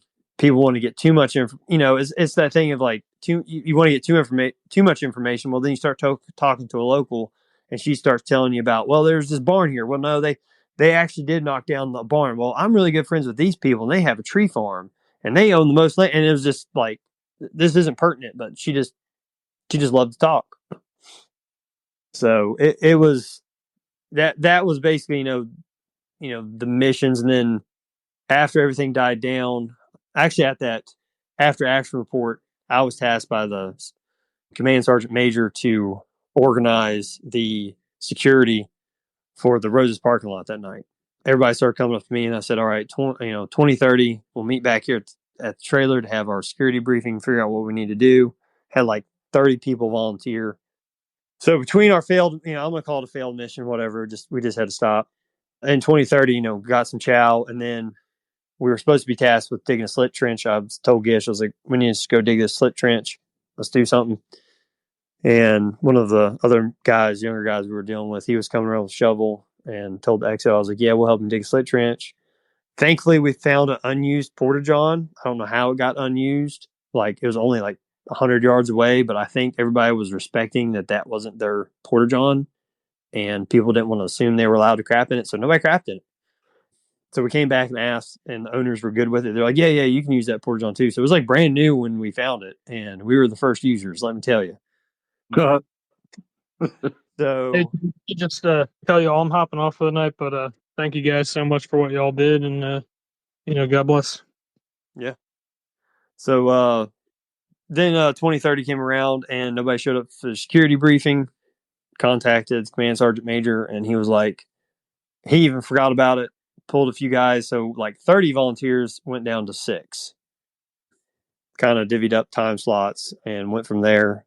I had the middle of the night time slot, but I mean, all throughout the night, you had volunteers coming, kind of coming in and out. It wasn't a crazy amount, but it was 1 or 2 every hour or so. There was some locals organizing supplies all through the night to make distribution easier on Sunday. So props to those guys. And that was about it. Sunday rolled out.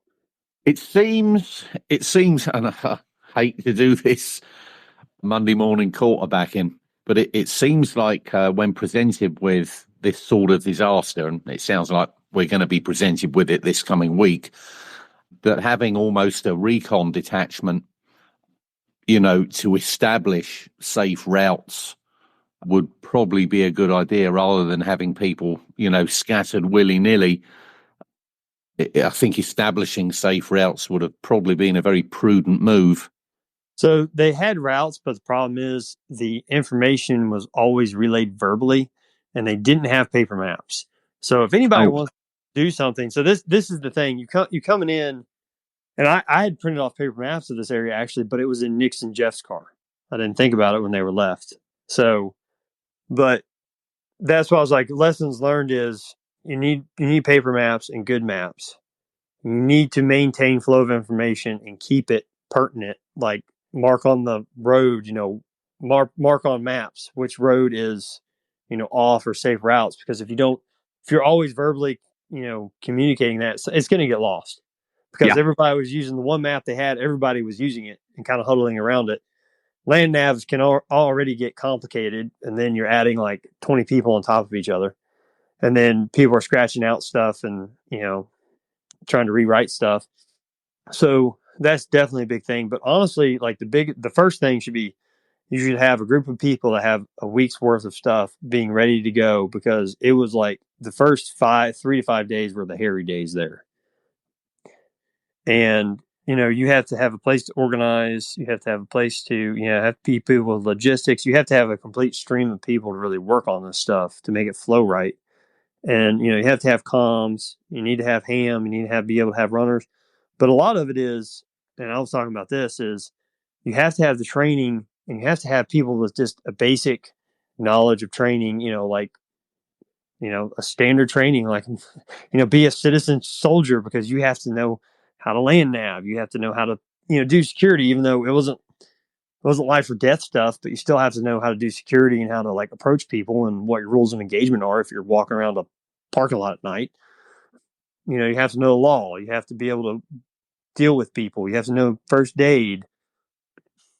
Did you just say, Jonah, did you just say out loud citizen soldiers? Yes, I did. That has an interesting ring to it, doesn't it? Yeah, no, it does.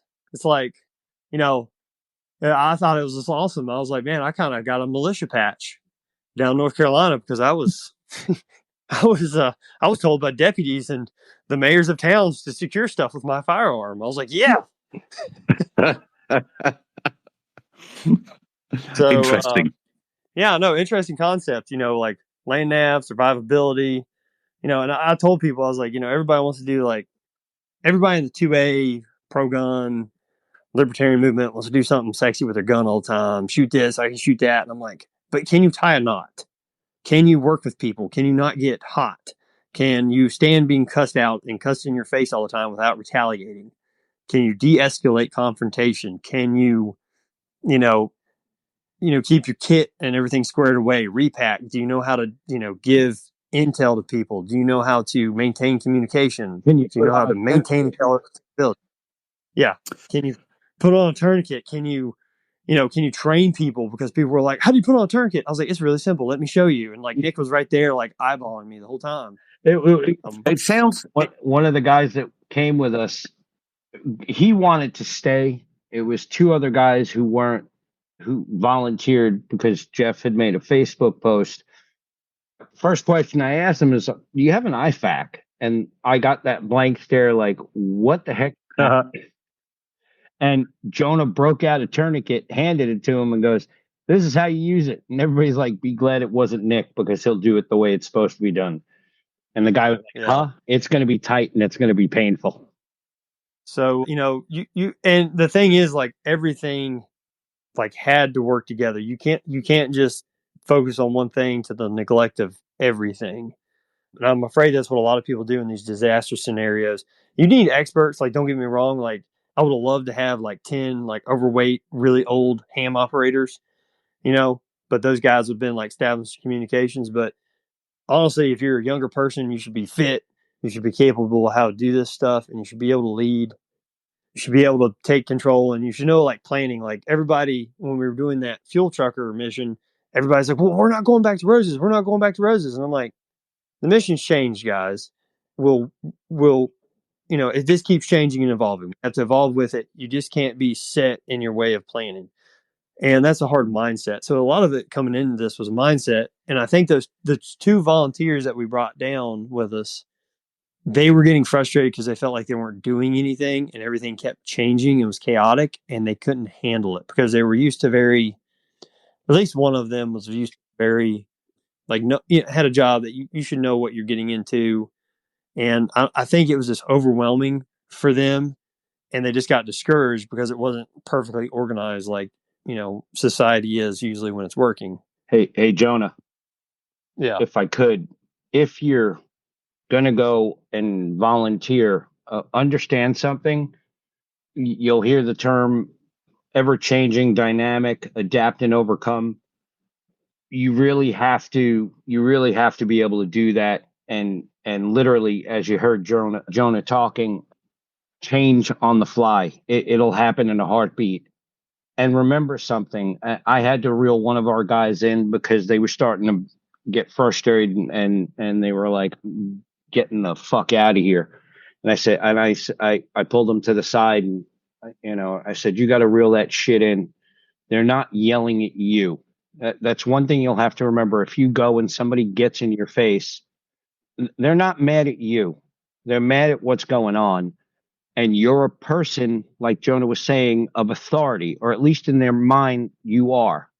They want to vent, and they're going to vent to you. Like where I was, it was a town of 600. We were strangers. They don't want to vent to each other because they're neighbors, they're friends, and they don't want to create sour grapes in a situation that's already chaotic. They're yelling at us. Go ahead, yell. I'm not going to take it personal. I know you're not mad at me. I know you're mad at what's going on and you want it to be better. I wish I could make it better, but it can't. If you end up going down there, you got to be the most supportive person. You got to imagine, for those of you who are parents, like I raised daughters, you got to be that ear to listen and that shoulder to cry on.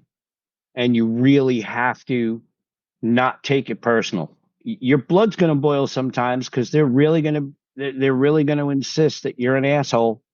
Me, I'm a New Yorker. It's natural, but you're not. You're there to help.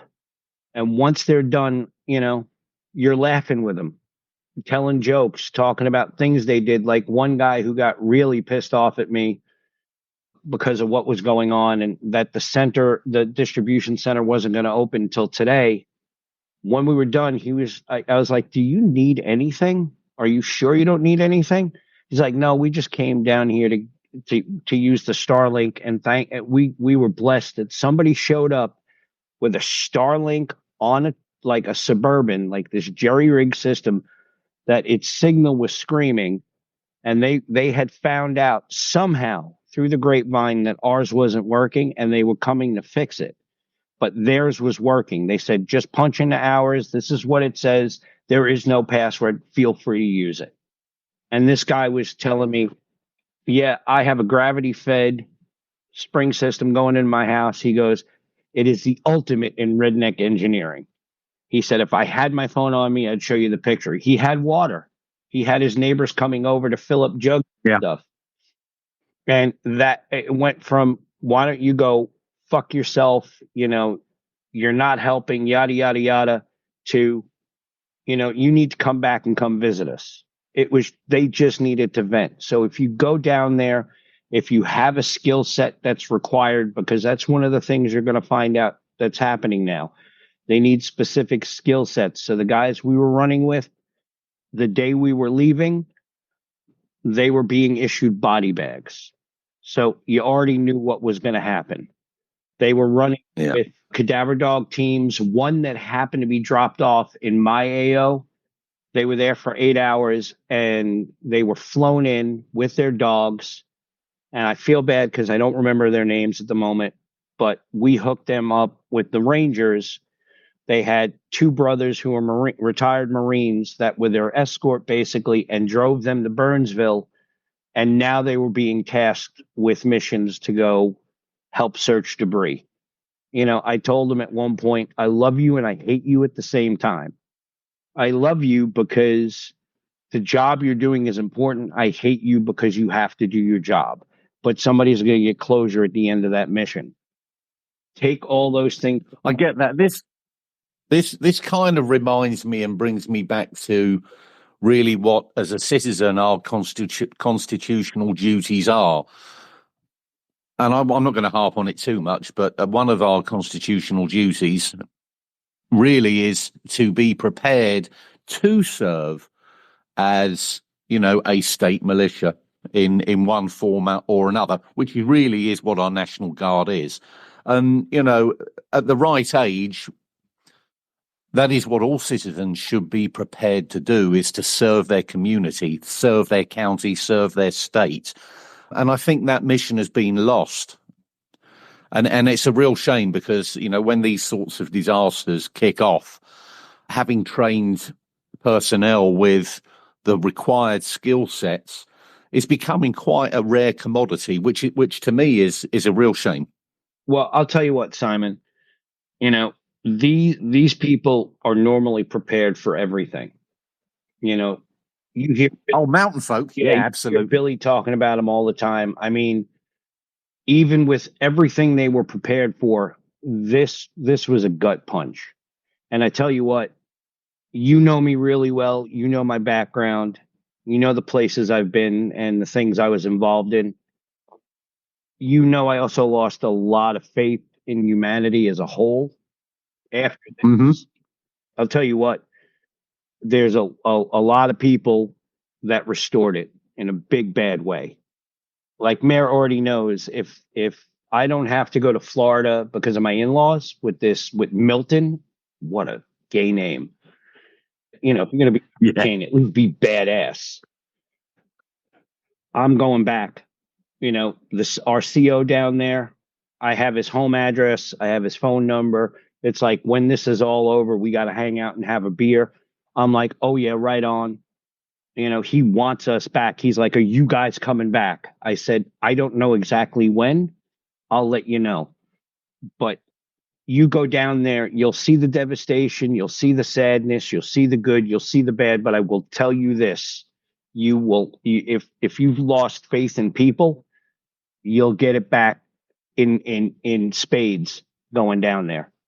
Just be prepared for chaos still, because I was talking to RCO down there today, and yeah, he was like, we have more, we're getting more missions than we have people, and they had just had a pretty good influx of guys that they called up that were living around Fort Campbell and Fort Bragg, and they were coming up, but it was more and more, and they know these guys are good at what they do. So, I mean, that's good to hear, man. It really is. Restoring faith in humanity is a big leap, particularly under these current times. I mean, I thought what went on with you was already badass. And I'm like, yeah, I got some good friends and I know some good people. I get chills about it, Simon. I mean, holy cow. And I don't know. Yeah, there's some. Go ahead, man. I'm sorry. Go on, mate. My AD. I just said it's so refreshing to hear, you know, it really is. Even though it's from the depths of hell, it's still very refreshing to hear that, you know, humanity is still alive and kicking. So God bless everyone down there. Well, I'll tell you this. I made a promise to Chief Boone and a bunch of the people that I met down there who were just kick ass. I said, I will not let people forget this. I may be like the lone voice in the wilderness. I'm going to be, and you know me, Simon, I'm going to be a loud motherfucker. I'm sorry if my language offends people, but New Yorker is how I talk. I'll go down there even after everything's said and done. I got invites from people to come hang out. I'll come hang out and have a beer. And I told them, hey, look, I know you guys brag about your stuff, but I live in the moonshine capital of the world, and I got some good friends that get me some good stuff. We'll see whose is better. Roger that. But, oh, and I don't know if I answered Heather's question completely. There are people living in tents. I did not know, maybe Jonah can speak on this. I do not know, or I did not know at the time of any real formal shelters. Like, you didn't see any of the quote unquote FEMA tents, and you guys know what I'm talking about. I didn't see any anywhere. There were none set up. So if from what I heard when I was filling up gas, like a lot of people were just taking in their family or their friends, or people like just moved. If their house floated away, they just moved to wherever their family was, out of state or out of the community. That's the only thing I heard from a few of the locals. So I didn't hear any like formal shelter. I'm pretty sure there was one put up, but I didn't hear anybody talk about one. Yeah, but like one of the stories when it was my shift on guard duty, about 8 o'clock at night, 9 o'clock at night, it might have been later. One of the firefighters who now lived in Hickory, he grew up in Pensacola, had come back, and he asked me an odd question. He goes, "Where can I get a trailer?" And I knew he didn't mean like the ones we were pulling that had supplies on them. He was talking about a camper. And I got what he meant. And I'm like, I would not get any around here because they're going to go to premium and a lot of people are looking for them. You know, if you go further east in the state or even by us, there are always halfway decent trailers or campers, tow behinds and goosenecks and fifth wheels for sale at very reasonable prices. I said, just out of curiosity, can I ask why? So there was this 21-year-old single mom with a kid living in a trailer that was not livable already. Apparently, when they went to go do a wellness check, they went and they checked on her and they were just happy, or she was just happy go lucky. There was black mold in it and all this stuff. Now there was a tree leaning on it. And me, Jonah, and Jeremiah were talking about this earlier today. Eventually, that tree is just going to crush it. So he was going to take them on his own dime. Now, these aren't necessarily people he knew because he's older, but he could not have a young mother and a child living in that condition. And then Sunday, they were going to leave town early to go to church, and he was going to take them shopping. And I said, oh, don't take them shopping. And he looked at me like weird for a second. I said, I know you want to support the local community. That money can go to better use someplace else. Go to Burnsville, go to Rose's. They literally have metric tons of everything you need. Boots, diapers, everything. I said, you could donate that money. I mean, give it to the fire chief and let him use it for your community, not to knock the rest of Burnsville. But these are your people. Everybody's your neighbor, but these are your people. Just go to Burnsville. I said, the only thing that'll suck is once it's past 7:00, you're going to have to hang out in town until 5. And he's like, I did not realize that. I showed him some pictures that I had taken. He's like, holy cow. I said, what we have here, which is a lot, would take up a small section, if anything, of what's in Burnsville. And it's constantly coming in there. Like when we went out on our mission, traffic on our side of the road, which was eastbound, was very light. Traffic westbound was red lighted if you looked at a GPS map, not because there was an accident. There were so many vehicles going to the Burnsville distribution site. And we're talking, and Jonah could tell you, packed. Like, 20-foot trailers, low boys, flatbeds, stacked 10 feet high, full of stuff.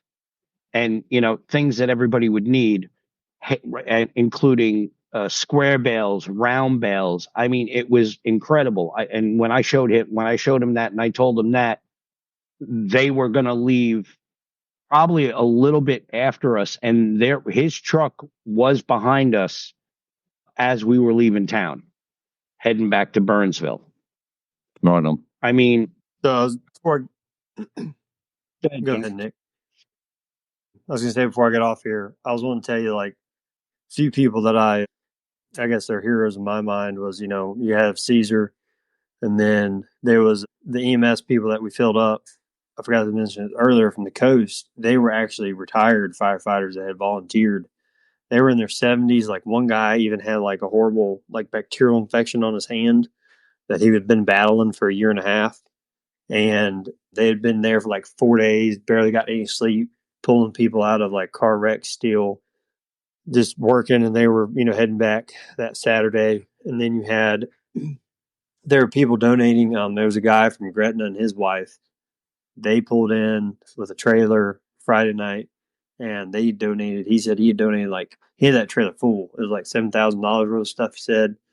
And then there was other families. I mean, constant. I mean, there was a 50-foot pull behind trailer that this church group, I guess, had brought, and it was to the floor with Home Depot boxes stuffed full. So, there's just it was amazing to see just like everybody from all walks of life and all over the country just come into one place.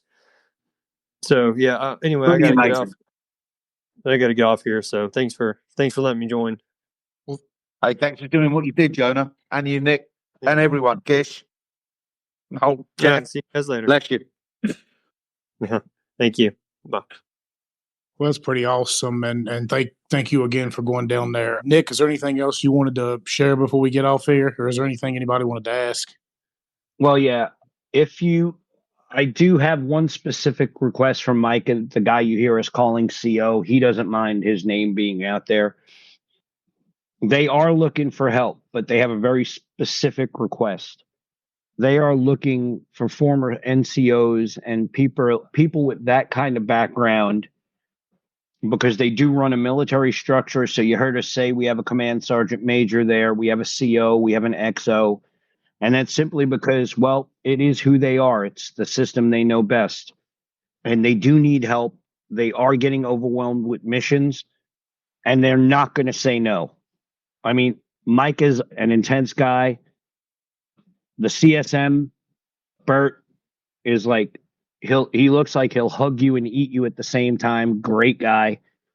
But they need the help, and they need people with leadership capabilities. You know, if you're interested, just DM me, get me your information, and I'll get it to Micah, and he'll contact you and you know, kind of vet you on the spot. They would really appreciate that help. And like I said, if you're going to go down there, contact the reputable organizations and let them know, or ask them, what do you need as far, if you're going to go down to help, what do you need as a skill set? You know, do you need a framer? Do you need a plumber, electrician? Do you need former law enforcement, former military? Do you need medical?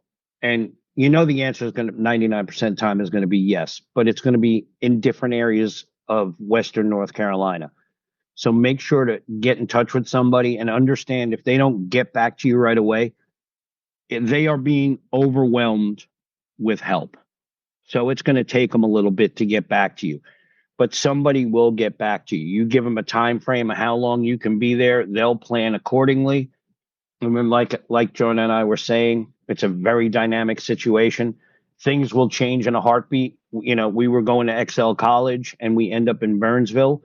I'll tell you what, somebody put us on that path to meet these people, and I don't regret a minute of it. I don't regret the lack of sleep. Like I said, it felt like home to me. If you're interested, DM me. I know Smokey Brandon is trying to put together a list and get people hooked up with the right people. But again, make sure you give them your skill sets, the time frame you have, and then you'll get an answer one way or the other from there. And if one says no, there's always somebody else who could probably use your help. So don't get discouraged because one person says no. Somebody else will say yes. And I don't know if anybody has any questions. Well, I certainly appreciate everything y'all have done, and just for giving us a little bit of insight. I don't. There's so much misinformation and disinformation sliding around out there. I don't think people quite understand the gravity of it. You know, and like you said, there's a lot of people who want clout and want to be tourists and get pictures and photos out there, but don't really have a desire to help people. And if you've ever listened to our show before, you know that's exactly what we stand on. We stand on the Appalachian spirit and helping your neighbor, and that's what we constantly push. And you guys are just an emblem of all of that rolled into one, and going down to North Carolina. Billy, you have a show? Once in a blue moon, I've got this old red coat. Oh wait, is that one where it's like 3 cents a day and it would really help the show?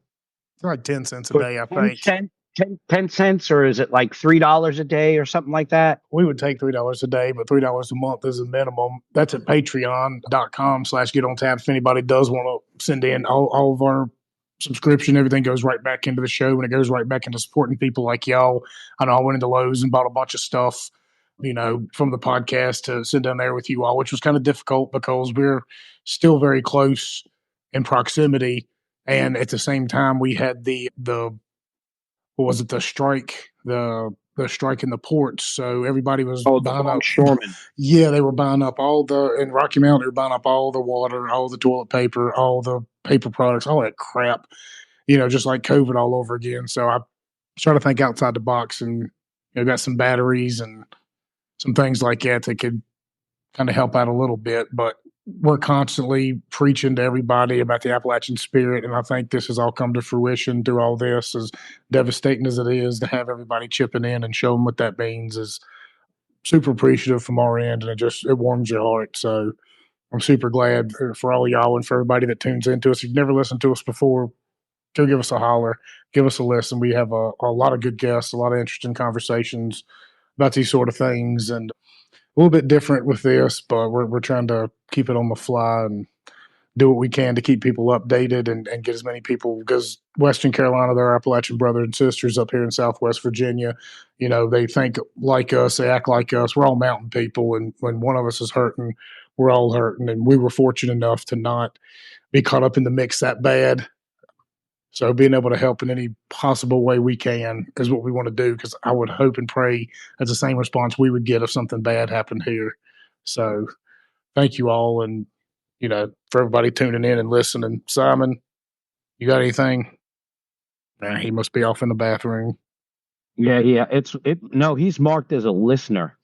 You might have to invite him. That's right. I invited him back to speak if he wants to sign off of here, but he could have gotten kicked off. I'll give him about 5 seconds, but It could be because he's, MI5. yeah, well, you know, it's his usual time of the hour to report back to base and all that kind of stuff. So, well, yes. Yeah, you're back, brother. Disaster tourists and the vain TikTokers, turn the fuck around and go home. You're interfering with a relief effort, and you're the worst kind of fucking person on the planet. Hey, Simon, don't hold back. I'm not holding back. I've come across these people many times, and they just fuck me right off. Oh yeah, trust me. The people there, they're going to know if you're there to help or if you're a sightseer. And God help you if you're in one of these hollers and you're one of those people. Yeah, it's that time of year where the bear's getting ready to hibernate. They won't find you. Yeah, squeal like a pig. Well, on that note, we'll go ahead and get off here. Thanks, Chip, and Being Libertarian, for hosting this spaces due to all my technical difficulties, and for Smokey up there joining in for a few minutes. I know he's been extremely busy. If you're not following either one of them, I suggest you go do it, especially for all this. Appalachia Standy, Smokey the Appalachia Standy, he's been doing phenomenal work, piecing things together, putting people in contact. I'm hoping perhaps in 3 weeks we might find our way down there with a German Baptist brigade of individuals with all kinds of skill sets. And in fact, we could just bring one guy and he could probably cover all of them. So we'll see how that pans out. We're going to talk to a few people this week. And if we do, we'll let some people on X know. Maybe we can put together a little team of people that's qualified to join in, and we'll see. Yeah, I'll be getting that information for you probably in a day or so, and then you just take it from there. Excellent. Our prayers out to Florida, and hold on tight down there. If you've got the opportunity to leave, please do so. And prayers are with you. Likewise. So thanks everybody for joining us tonight, and we'll catch you next time.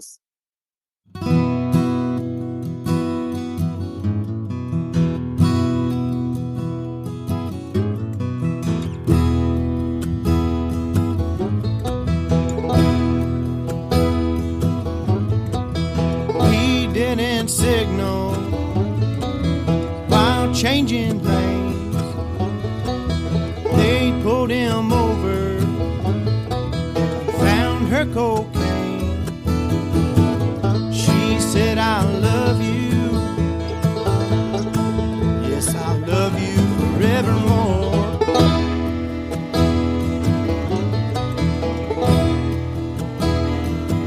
If you tell that cocaine load is yours.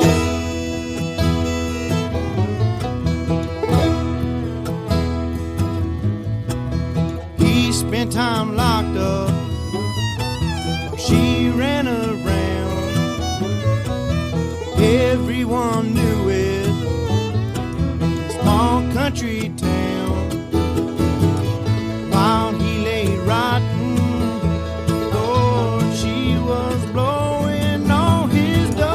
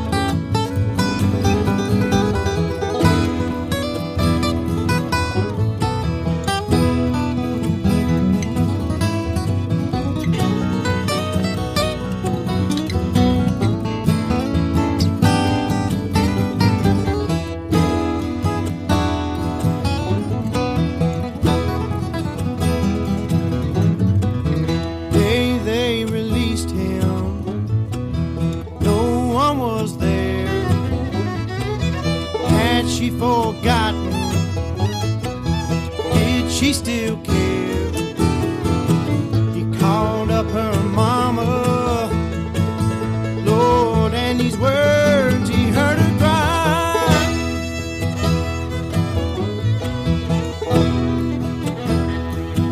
Lord, that no good daughter of mine spend all your money on cocaine, overdosed and died.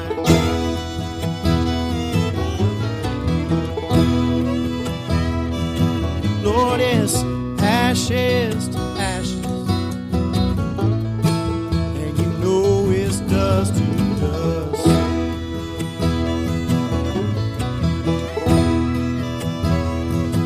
Just another low down woman that a man can't trust.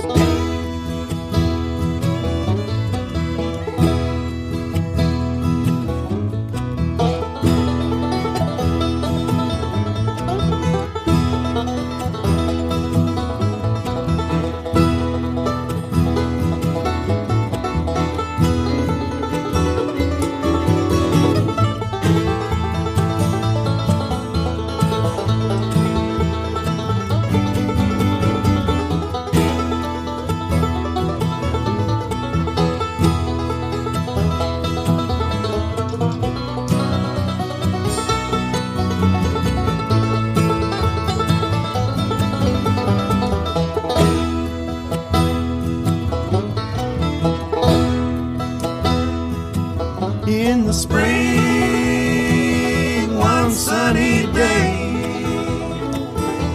my good gal left me, and she went away. Now she's gone, I don't worry, because I'm sitting on top of the world.